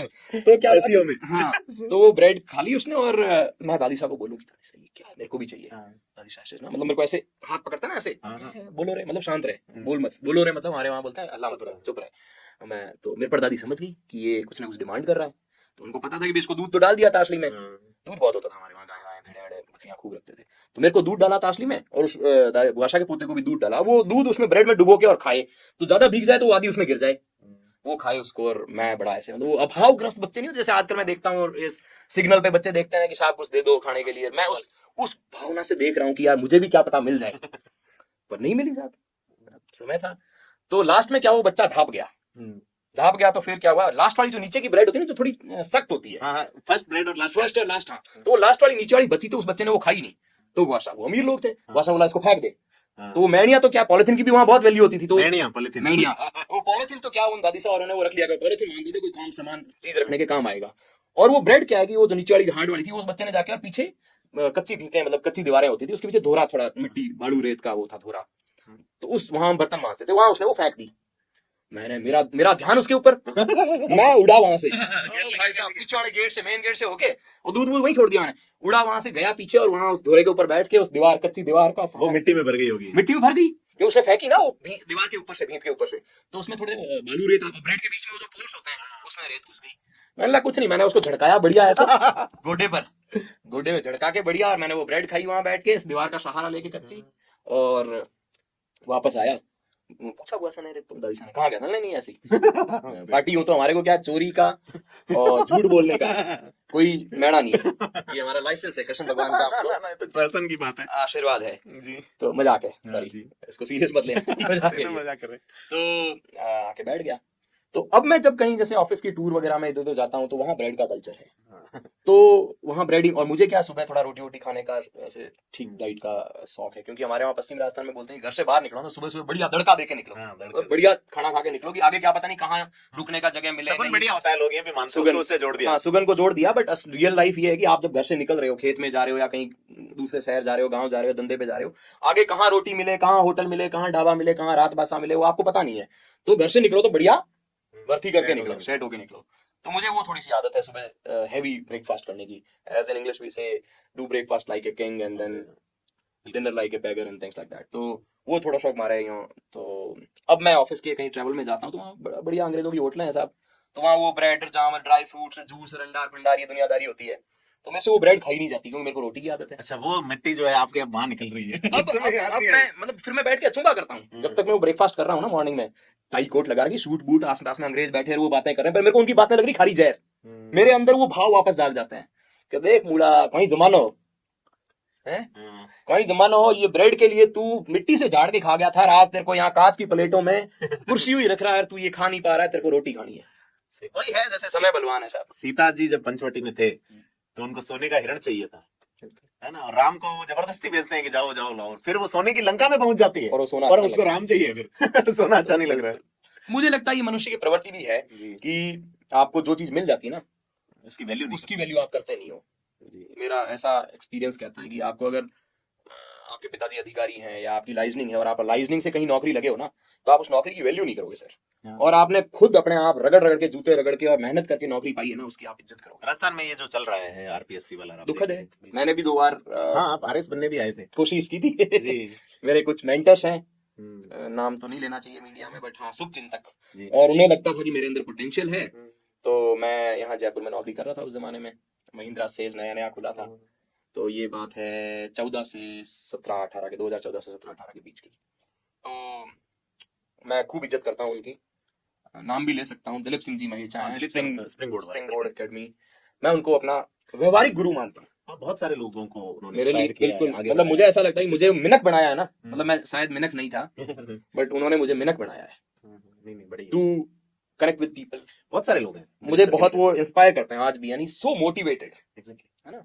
तो उन्होंने मुझे किसी शुभचिंतक ने मुझे उनसे मिलवाया, उन्होंने मेरे को ऐसा, और एक मीटिंग सिर्फ 15-20 मिनट, आधे घंटे की मीटिंग, उन्होंने मुझे इतना इंस्पायर कर दिया कि नहीं, आपके अंदर पोटेंशियल है और आप ये लिखो। मैं क्यों साहब, मैं नौकरी करने वाला आदमी हूँ, पश्चिमी राजस्थान के गांव के बच्चे हैं, हमारे को ये अधिकारी बनना, आरएस राष्ट्र, हमारे कहाँ बस की बातें हैं कि ना ना ना ना आप लिख सकते हो और आप आओ हमारे यहाँ। तो मैं 2-1 साल कोशिश की, लिखा, मेंस तक पहुंचे, बट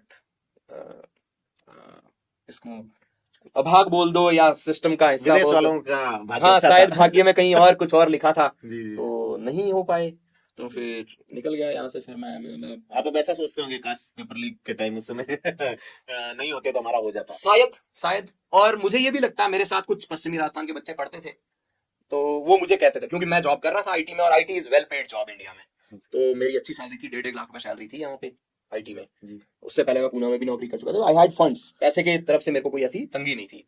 तो कुछ दोस्त यार, साथ में पढ़ने वाले बच्चे कहते थे कि अरे वर्षा आप तैयार पैया गणाई, मतलब यू हैव मनी, तो पेपर खरीद लो। मैं क्यों, अरे पागल बनाते हैं, कोई पेपर नहीं बिकते, तुम लोग पागल हो, मेहनत करो। खरीद ले तो भाई साहब जेल में होते अभी। हाँ बिल्कुल, रगड़ देते एसओजी वाले मेरे को आज। तो मैंने अभी फेसबुक पे कुछ दिन पोस्ट की थी कि अगर मैं उस जमाने में पेपर लेके आरएस बन जाता, तो आज एसओजी वाले मेरे फड़ोदी सुझा देते। बड़ौदी से साथ देते हैं। अब आपका जिला भी बड़ौदी हो फड़ोदी जिला हो गया।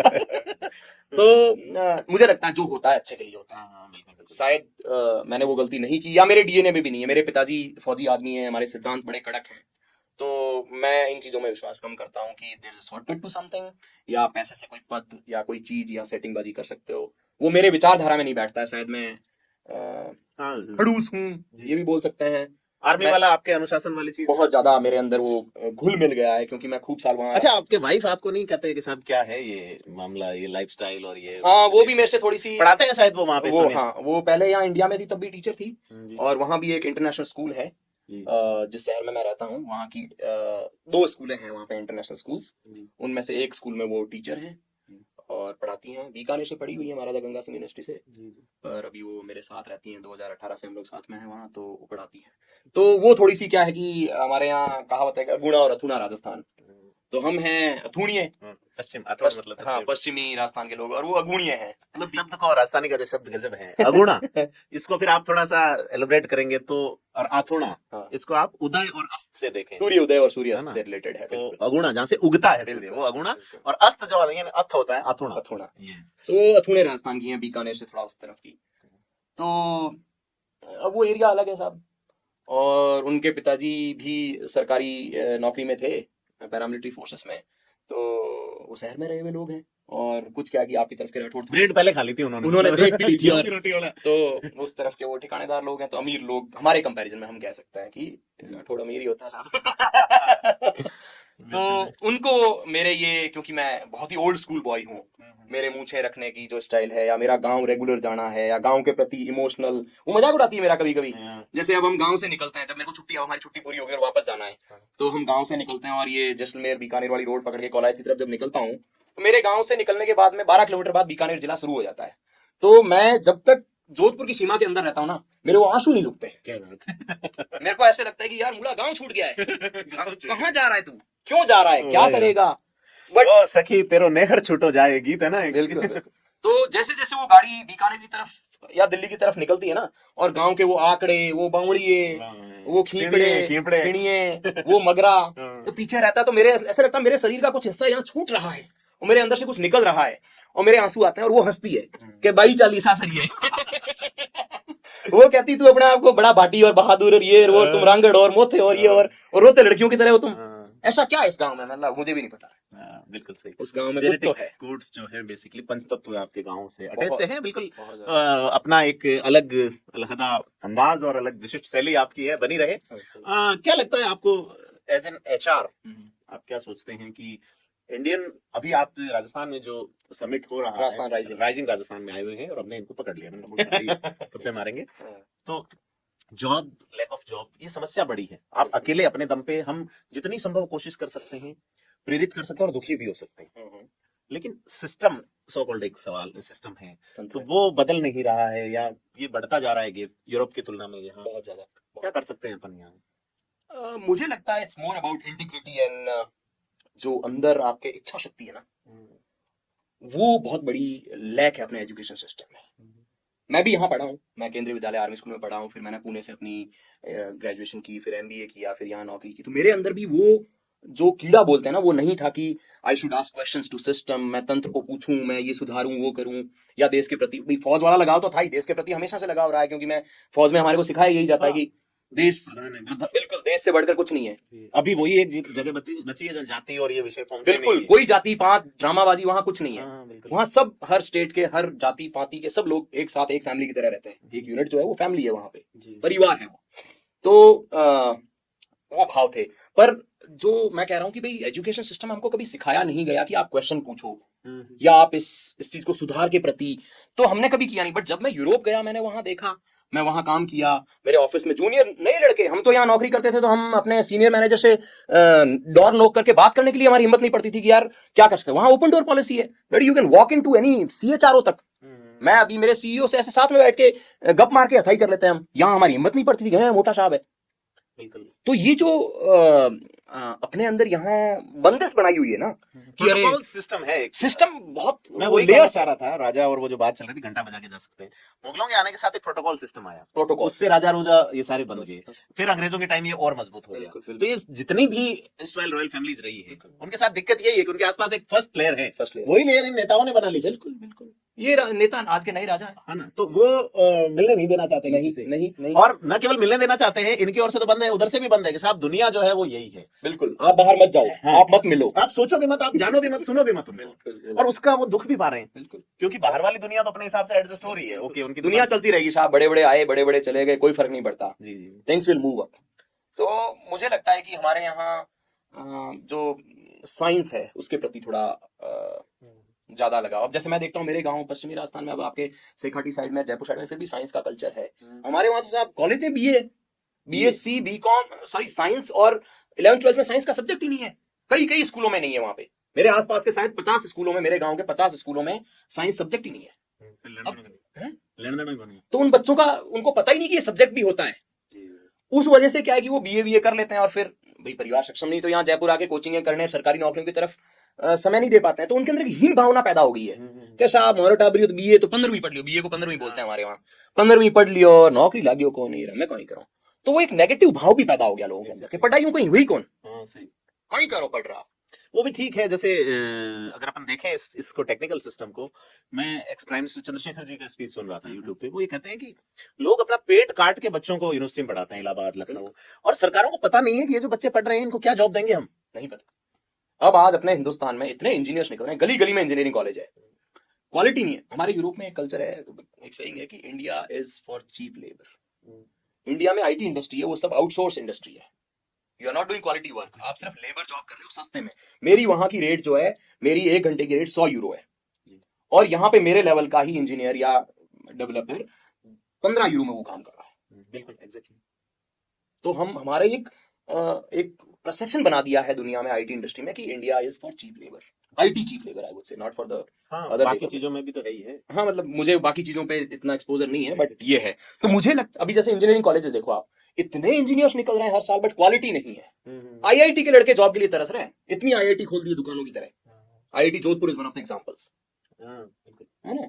तो जॉब्स है ही नहीं, आप जॉब क्रिएट नहीं कर पा रहे हो। चलो जॉब क्रिएट मत करो, आप एंटरप्रेन्योरशिप स्टार्ट करो, आप लोगों के अंदर ऐसे गुण पैदा करो कि ठीक है तू पढ़ लिया, इंजीनियरिंग कर ली, बट अब कमा के खाने की शक्ति तो हो तेरे पास। हाँ, और आईआईटी जॉब लेने के लिए नहीं, वो तो जॉब प्रोवाइडर्स बने, आप जो कह रहे हो। You should be job provider. मेरी बड़ी इच्छा है, पता नहीं वो तो कब होगी, बट मेरी इच्छा ये है कि मैं कुछ ऐसा कर पाऊं कि मैं रोजगार क्रिएट कर पाऊं अपने गांव में एटलीस्ट। अगर मैं बहुत बड़े हाई फाई जॉब्स ना क्रिएट कर पाऊं इंजीनियर्स एंड ऑल के, क्योंकि वहां हमारे पास रिसोर्सेज भी नहीं है, इतनी पढ़ाई भी नहीं है, बट मुझे लगता है कि यार मैं कुछ, क्योंकि आप ना उधार देके हेल्प करके कितनी हेल्प कर लोगे किसी की। आज मुझे पैसे की जरूरत है और मैं प्रदीप साहब को बोलूंगी, प्रदीप साहब मेरे को बड़ी टफ लाइफ में चल रहा हूँ, पैसे चाहिए, तो आप मेरे को एक बार उधार दे दोगे 5,000, 10,000, 5 लाख, 10 लाख, उससे मेरी जिंदगी नहीं निकलेगी। हमारे रिश्ते भी यूं है जो वो यूं जाएंगे। आपको करना क्या है, आपको मेरे लिए जॉब क्रिएट करना चाहिए, मुझे स्किल डेवलप करो, है ना। आप मुझे रोजगार काबिल बना दो कि मैं वो 5,000 भी कमा पाऊं, खुद के दम पे कमा पाऊं, मेरी सेल्फ जो अंतरात्मा है उसके अंदर इज्जत रहे मेरे लिए कि हाँ मैंने प्रदीप सिंह से उधार नहीं लिए हैं, मैंने अपने खुद के कमाए हैं। ये बड़ी बात है। That's what I wanted to create. I don't know कब होगा, कैसे होगा, वो भगवान जाने, जोगमाया जाने, बट मेरी अंदर से एक मेरी जो काया है ना, उत्कंठा है, वो मैं चाहता हूं कि कुछ, पता नहीं कितना होगा। जी, कुछ सवाल मेरे एक दो रह गए। वो ये थे कि एक तो भारत का एक लड़का था फारूक बुलशारा, पारसी था, पंचगनी स्कूल में पढ़ा। उसने ब्रिटेन में जाके एक बैंड बनाया, क्वीन बैंड, नाम है फ्रेडी मर्करी। अब पूरी दुनिया में जैज म्यूजिक का सबसे बड़ा अगर कोई हुआ, बिग नेम। उसने एक बोहेमियन रैप्सोडी नाम से सॉन्ग का जब एल्बम जारी किया तो उसने सारे रिकॉर्ड तोड़ दिए। ठीक है। Freddie Mercury no more after 90s में उनकी डेथ हो गई। डेथ पे उस एल्बम को री रिलीज किया गया, वापस उसने सारे रिकॉर्ड तोड़ दिए। 2015 का ऑस्कर जिस मूवी को मिला वो फ्रेडी मर्करी की जीवनी है। ठीक है। लोग उसको बहुत सुनते हैं, मतलब बोहेमियन रैप्सोडी सुनते हैं, वी आर द चैंपियन। आप चंपा मैती से आगे नहीं बढ़ पाए।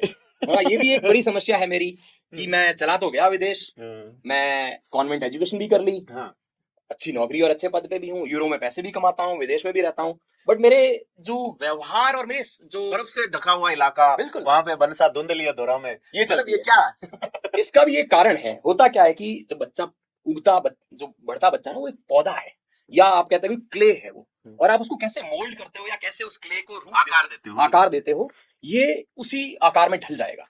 अब मेरे पिताजी फौजी आदमी, हमारे पास कैंटीन में फिलिप्स का वो आता था टेप, कैसेट लगाने वाला टेप, वॉकमैन टेप वगैरह। वॉकमैन तो बहुत बाद में आया, पहले वो टेप आता था फिलिप्स का, उसमें कैसेट लगती थी वो गोल गोल घूमने वाली। कई जगह मैंने देखा है वो जो शादी करके कई परिवारों में दूल्हे आते थे तो उसको लेके आते थे। अरे वो भी बड़ा रेडियो सेल वाला होता, मैं उसकी भी कहानी बताता हूँ आपको। तो हुआ क्या कि हमारे पिताजी फौजी आदमी थे और पिताजी आर्मर्ड कोर में थे, जो टैंक वाली फौज। एग्जैक्टली, मेरा एक दोस्त है राजेंद्र सिंह, उसमें अभी। हाँ, तो पिताजी आर्मर्ड कोर में थे। तो आर्मर्ड कोर की क्या होती है कि हर साल की एक एक्सरसाइज होती है, उसको फील्ड फायरिंग एक्सरसाइज बोलते हैं, और वो रेंज जो है वो हमारी पोखरण में है। हाँ हाँ बिल्कुल, है ना, हमारा कुलदेवी का मंदिर भादरिया है, उसके पास में वो रेंज है, पोखरण और भादरिया के बीच में। तो पिताजी की हर साल यूनिट सर्दियों में या गर्मियों में एक समय पोखरण आती थी। तो जब भी पिताजी पोखरण आते थे, यहाँ फील्ड फायर रेंज जहां न्यूक्लियर टेस्ट हुआ है अपना, है ना, ऑपरेशन बुद्धा स्माइलिंग, यस, तो उस रेंज में पिताजी हर साल आते थे। तो जब भी वो आते थे वो वहां से एक तो बाबा रामदेव जी की कैसेट, एक हमारी कुलदेवी भादरिया राय की कैसेट और एक चंपा मैथी की कैसेट, 3 कैसेट हमेशा लेके आते थे। और हम सुबह उठते थे ना तो हमारे वही बाबा के भजन चल रहे हैं, खम्मा खम्मा रे ऋणी चेरा धनी, वो सुनते थे। शाम को हमारे आरतियां चलती थी कुलदेवी की, वो चिरजा वगैरह करणी जी के और भादरिया राय के। दोपहर का जो हमारा टाइम होता था ना, जब पापा लंच करके और फिर रेस्ट किया करते थे, उस टाइम चंपा मैथी चलती थी।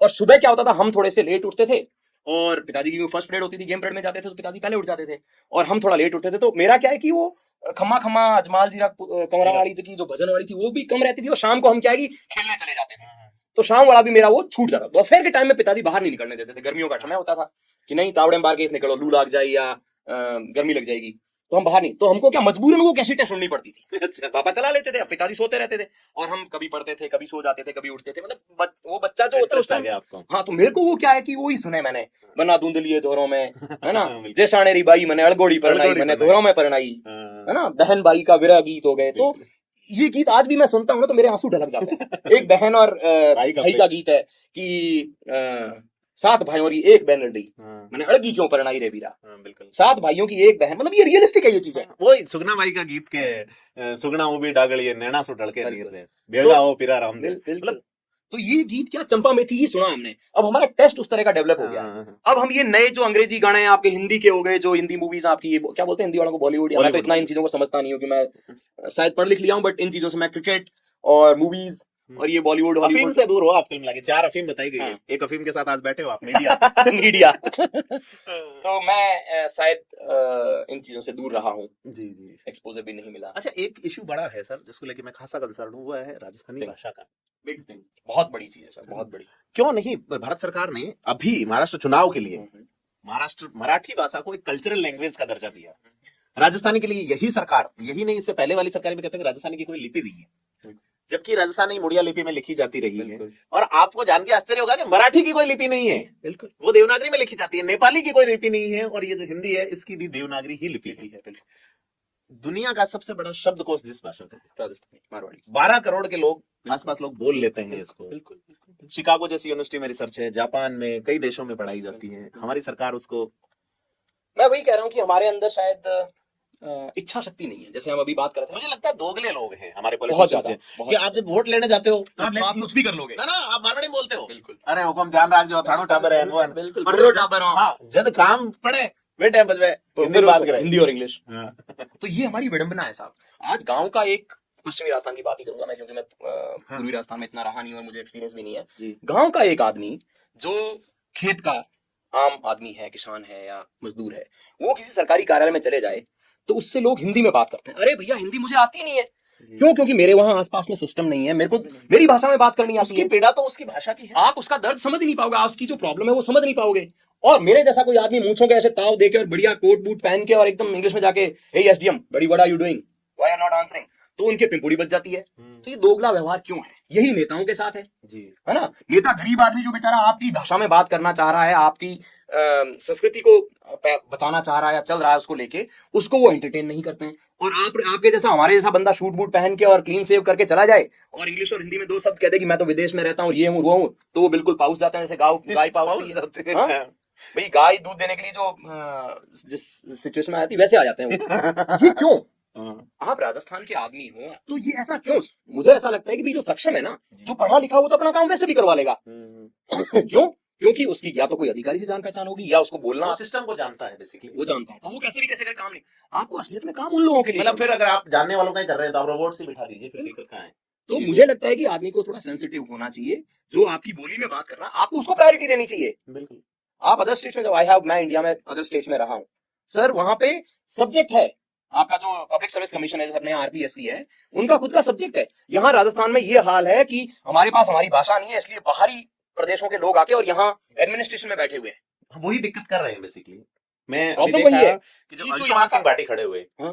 विधानसभा में शपथ लेने के लिए, हाँ? पहले उनको मना कर दिया। या रविंद्र सिंह भाटी खड़े हुए, हाँ, इन दोनों ने राजस्थानी में बात की थी। सीन दैट सीन, मैं भी सीन देख रहे हूँ बरौड़ी में कोई, बिल्कुल। तो बी टाइम मना विधानसभा अध्यक्ष कौन करे हो? विधानसभा अध्यक्ष ने इनकार नहीं किया। कौन बोलते हैं? सचिव बोलते हैं। बिल्कुल। जो ब्यूरोक्रेट्स हैं, बिल्कुल, वो बोलते हैं कि नहीं आप इसमें नहीं बोल सकते। क्यों नहीं बोल सकते? है ना? मेरी भाषा। सचिव जो है उसको राइट नहीं है लिखा हुआ पढ़ने के अलावा बोलने का, भाषण का अधिकार नहीं है। भाषण का अधिकार उन 200 लोगों को ही है जो चुने हुए हैं, या एक और व्यक्ति को जो राज्यपाल है, या एक और व्यक्ति को जो कि एडवोकेट जनरल है। बिल्कुल बिल्कुल। तो आई समस्या साहब अपने मोटी ये समस्या। ब्यूरोक्रेसी मुझे लगता है कि इसको, bureaucracy is hijack by people from outside of state, है ना। अपने 18 मिनट अगर हुए सिस्टम में या भाषा के प्रति जागरूक हो तो उसी भाषा में काम उपयोग लेंगे। अदर स्टेट्स में देख लो आप क्या हालात इसका है। नुकसान झेल रही है ये। हम झेल रहे हैं, राजनीतिक पार्टियां नुकसान झेल रही है, उनको समझ में नहीं आ रहा। क्यों? क्योंकि आपने भाषा तो तय कर नहीं रखी। अब आपकी जो योजनाएं हैं आप हिंदी अंग्रेजी में बनाते हो, बिल्कुल, वो उनके समझ में नहीं आ रही, समझ में नहीं आया, धरातल पे लागू ही नहीं हो रही, वो कागजों में रह रही है सिर्फ, है ना। तो आप हर बार चुनाव आते हो हर 5 साल में, और आप वो चेंज होता रहता है ना, क्योंकि जनता दुखी है। हाँ। जनता को पॉलिसीज जो आप बना रहे हो वो इंप्लीमेंट नहीं हो रही ग्राउंड पे, तो जनता is not getting benefit out of it. जनता को बेनिफिट नहीं मिल रहा है तो जनता को क्या लगता है कि सरकार बेकार है ना। आप गलत नहीं कर रहे। लीगल सिस्टम में देख लो साहब, लीगल में अभी बीएनएस लागू कर दिया, भारतीय न्याय संहिता। अमित शाह जी का स्पीच हमने भी सुना था कि न्याय होगा। पीड़ा आपकी राजस्थानी में है, मारवाड़ी में है, बाड़मेरी में है, आड़ोती में, वागड़ी में, ब्रज में, सब एक ही है। पीड़ा उस भाषा में है। आप बताते हिंदी में हो अगले को, अगला सुनता समझता हिंदी में, पुलिस वाला उसकी भाषा हिंदी है, लेकिन पुलिस की भाषा अरबी फारसी उर्दू है। अदम वकूर, अदम पतार, है ना, शहादत, ये शब्द, और कोर्ट की ऑफिशियल लैंग्वेज अंग्रेजी में। आप ये देखिए तो उस गरीब को न्याय कैसे मिलेगा? क्यों? क्योंकि वो जो पुलिस वाले के पास जाता है तो पुलिस वाला बयान हिंदी में लिखता है और वो बयान पढ़ता है, वापस उसको समझाता है कि मैंने ये लिखा है, बट उस बेचारे गरीब को पता ही नहीं है कि इसने क्या बोला है, उसके घोने कम जाते हैं है ना, ही इज कंफ्यूज्ड। फिर वो बोलता ठीक है साहब के वजन ठीक है, तो ही इज नॉट गेटिंग न्याय, उस बेचारे को न्याय ही नहीं मिल रहा है। जैसे राजवीर शाह चढ़कोई हैं, ये लोग प्रयास कर रहे हैं, अच्छा प्रयास कर। तो मुझे लगता है कि रविंद्र सिंह भाटी बोले, रविंद्र ने बिल्कुल, हाँ, उन्होंने विधानसभा में शपथ लेने की बिल्कुल, कोशिश की। न केवल रविंद्र सिंह भाटी बल्कि जोगेश्वर गर्ग पहले बोल चुके हैं इसमें, अब वो चूंकि सचेतक हैं तो वो नहीं बोल पा रहे हैं, और मुझे लगता है उनको प्रयास करना चाहिए गर्ग साहब को, वो शुरू से कंसर्न रहे हैं। इसके अलावा जो बीकानेर के एमएलए हैं जेठानंद जी, बिल्कुल जेठानंद जी व्यास, वो बोले हैं, डूंगर राम जी गेदर बोले हैं, तो बोलने लगे हैं, बिल्कुल, बट वही है कि एक्सेप्टेड नहीं है। एग्जैक्टली। तो मुझे अब जैसे रविंद्र की आपने बात की, रविंद्र सिंह भाटी युवा लड़का है, शानदार, अच्छा, उम्मीद जगा रहे हैं लोगों में, उम्मीद जगा। अब आप पॉलिटिकल पार्टीज को ये बड़ी लर्निंग है साहब कि एक नया लड़का 26 साल का युवा पॉलिटिक्स में आता है, जिसका कोई बैकग्राउंड नहीं है पॉलिटिक्स में, वो आता है पॉलिटिक्स में और आके और एकदम बवंडर हो जाता है, तूफान ले आता है। और जो बड़ी जमी जमाई पार्टियां हैं, सैकड़ों सालों से, सैकड़ों तो नहीं बोलता हूं बट डेकेड से, दशकों से, उन पार्टियों को वो उखाड़ देता है। कारण क्या है? मेरा मतलब may be different people have different views, मेरा मानना ये है कि वो अपनी जनता से उस बोली में कनेक्ट कर पा रहा है। उसके भाषण सुन लो आप, है ना, उसकी गैदरिंग्स में देख लो, वो हमेशा वहां के आम आदमी की भाषा में बात करेगा, और आम आदमी जो गरीब है ना, उसकी भाषा में अगर आप बात करोगे ना, आप कनेक्ट कर पाओगे, और वो इमोशनली कनेक्ट हो जाते हैं लोग उससे। अगर यही चीज ये पार्टियां और ये नेता करने लग जाएं, तो मुझे लगता है कि इनको भी इस चीज का एक और उदाहरण दूंगा आपको, रविंद्र सिंह डूइंग वेल, उन्होंने लोगों को एग्जैक्टली। एक और बंदा है कांग्रेस में जिसकी एक्सेप्टेंस पिछले 1-1.5 साल में इतनी बड़ी है, गोविंद सिंह डोटासरा, बिल्कुल, और बिकॉज ऑफ भाषा, बिकॉज ऑफ देसी अंदाज, लोगों को लगता है ये हमारे जैसा अपना भी- आदमी है, अपना हमारे जैसा, ये हमारे चीज में से। रविंद्र सिंह भाटी के साथ भी है, ये डोटासरा के साथ भी है, और भी लोगों के साथ में। तो तो मेरा कहना यही है कि आप अपनी भाषा को उपयोग लीजिए, और मुझे लगता है कि ब्यूरोक्रेट्स तो ignore them for now, but जो प्रतिनिधि हैं, जनप्रतिनिधि, जो नेता हैं या जिस भी लेवल पे MLA MPs, I don't know आपका ये सिस्टम। अमेरिका तक जूझ रहा है इस समस्या से, उन्होंने डोजी जो बनाया है डिपार्टमेंट। हमारे, अब जैसे मैं वहां रहता हूँ तो मेरे पास वहां की पीआर है, जिसको परमानेंट रेसिडेंसी बोलते हैं, और वहां की नागरिकता एक अलग चीज, जो पासपोर्ट चेंज करवाना, क्योंकि इंडिया दोहरी नागरिकता अलाउ नहीं करता, तो मैं अपने गांव का पासपोर्ट रखना चाह रहा हूँ, बिल्कुल, मैं उसको चेंज नहीं कर पा रहा हूँ। ब्लू पासपोर्ट मेरे को पता नहीं, मतलब मेरा घर जयपुर में भी है, मेरे पास विदेश में भी घर है, मेरे पेरेंट्स बीकानेर में रहते हैं, बीकानेर में भी घर है, पर हाँ गांव में भी घर है, गांव में तो खैर पुश्तैनी है ही, पर मेरे किसी भी कागज में PAN card, Aadhaar card, passport, driving licence, any kind of document, सब में मेरा एड्रेस मेरा गांव है। जी हाँ, बिल्कुल। तो मुझे लगता है कि अगर मैंने ये पासपोर्ट छोड़ दिया तो मेरा गांव छूट जाएगा। अब इसके पीछे साइंस और लॉजिक कुछ नहीं है, बट इमोशनल बीमारी है, जड़ से कट जाऊंगा मैं, जिस मिट्टी से बना हूँ, जिस हवा से, बिल्कुल। जिस तो मैं 5 तत्वों से जाग के बना हुआ हूँ, तो इस चक्कर में मैं वहां का पासपोर्ट नहीं है। अब आप भाषा की जो बात कर रहे थे, तो वहां की जो रिक्वायरमेंट वो ये है कि आप मिनिमम एक सैलरी, वहां पे हमारे जैसे जो स्पेशलिस्ट जॉब में लोग हैं, क्योंकि वो ज्यादा टैक्स पे करते हैं, क्योंकि आप बड़ी सैलरी पे हो वहां पे। कितना टैक्स होता है, कितना परसेंट टैक्स होता है? फ्लैट 20% है जिस देश में मैं रहता हूँ, 20%।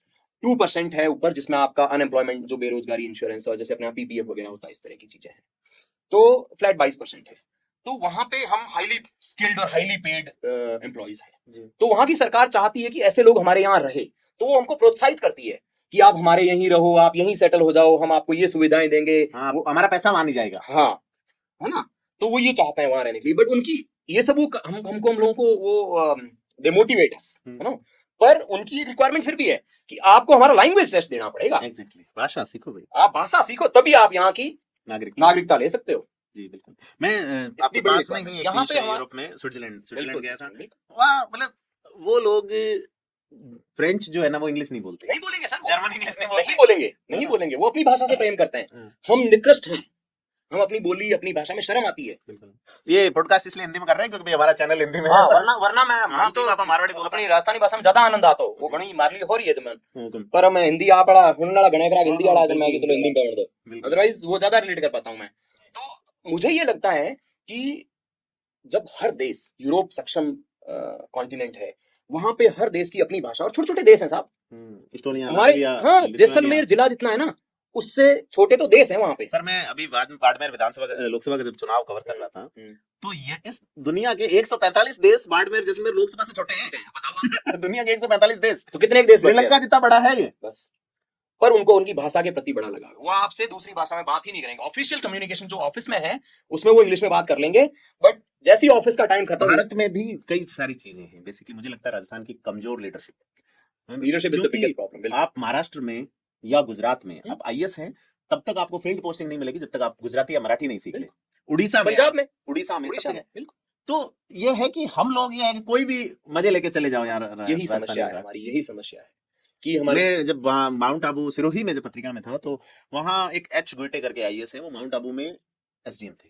माउंट आबू मतलब मोस्टली लोग वहां के या तो एलीट हैं क्योंकि हिल स्टेशन है, या फिर आदिवासी, गरीब आदिवासी, उनको वही भाषा आती है। एच गुइटे को हिंदी नहीं आती, तो एक सेकंड ग्रेड टीचर उनके ट्रांसलेटर थे। कोर्ट, एसडीएम ऑफिस, सब कुछ वही चलाता था, है ना, कि अपने हिसाब से चलाता होगा। हाँ, संस्कृत का कवि जो है वो उसको हिंदी नहीं आती, और ट्रांसलेटर उसमें संस्कृत नहीं आती, तो कि स्त्रिया चरित्रम पुरुषस्य भाग्यम, के स्त्रियों का चरित्र देख के पुरुष भाग गया। तो वो वाला सिस्टम चल रहा, मैंने देखा है वहां। मैंने कहा यार ये क्या है, क्योंकि वो आईएएस है, यूपीएससी पास करके है, उनको फील्ड पोस्टिंग देनी है। नहीं, आई एग्री विद यू। मुझे लगता है कि आईएएस का आम जनता से इतना कनेक्शन नहीं है, तो आईएएस के लिए तो हम फिर भी चला लेंगे। नहीं, उसका तो खुद एसडीएम है ना वहां पे सर। हाँ, एसडीएम के लिए बिल्कुल। उसको आप भाषा विभाग में लगा दो, चलो नहीं आ रही है तो भी कोई दिक्कत नहीं है, बट ये सारी मुझे लगता है कि जो पीपल कनेक्ट वाले लोग हैं एडमिनिस्ट्रेशन में, जिनका 1 to 1 वो पीपल कनेक्टेड है सर, नहीं तो फिर उसको जो ब्यूरोक्रेसी का सेकंड लाइन है ना, वो अपने हिसाब से चलाएगा जैसे वो सेकंड ग्रेड चला रहा। ट्रू, बिल्कुल, आई एग्री। तो ये कब सुधरेगा साहब? मुझे तो आई नो राजवीर साहब स्ट्रगल कर रहे हैं, रविंदर सिंह भाटी जैसे लोग, और भी कई युवाओं के अंदर ये काफी पिछले 5-7 सालों में शायद मुझे लगता है प्रोफेसर दिनेश गहलोत हैं जोधपुर में, जो कॉन्स्टिट्यूशन पे राजस्थानी में काम कर रहे हैं, भारतीय संविधान पे, तो अच्छे लोग काम कर रहे हैं निश्चित तौर पे। तो लोगों की इच्छा है, बट मुझे लगता है कि राजनीतिक पार्टियां या नेताओं की इसके प्रति इतना अंदर की जो है ना आग नहीं है।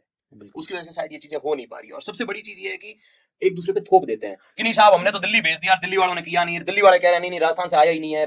ये मुझे लगता है कि वो मैं एक गलत है। इंटरव्यू देख रहा था, आप देखेंगे ना, पाकिस्तान की एक सिंगर हुई है रेशमा, गीत सुना होगा। बिल्कुल बिल्कुल, वो यही फिर राजस्थान से गई हाँ हुई है, राजस्थान, वो आज भी वही बोली बोलती हैं। मेरे गांव के, अब तो उनको नहीं रही दुनिया में, हाँ चली हाँ, गई दुनिया मतलब से। उनके वीडियोस वगैरह देखे हाँ मैंने। तो वीडियो में, इंटरव्यू में वो कहती हैं कि हमारी भाषा तो राजस्थानी है। बिल्कुल तो वो बोल के बताती है के करो किया करो, रतनगढ़ के पास में लोहा में वो जन्मी, बिल्कुल मालासी उनका गांव, बिल्कुल और वो बताती है कि मेरी हमारी भाषा तो राजस्थानी है सर। बिल्कुल तो वो लेडी जो 50 साल पाकिस्तान में रह ली उस वक्त तक जब इंटरव्यू हुआ, बिल्कुल, है ना, और वो बोली नहीं छूटती पंजाबी उन्होंने सीख ली, उर्दू भी सीख आप ली। सब सीख लोगे पर आपकी मातृभाषा नहीं छूटेगी।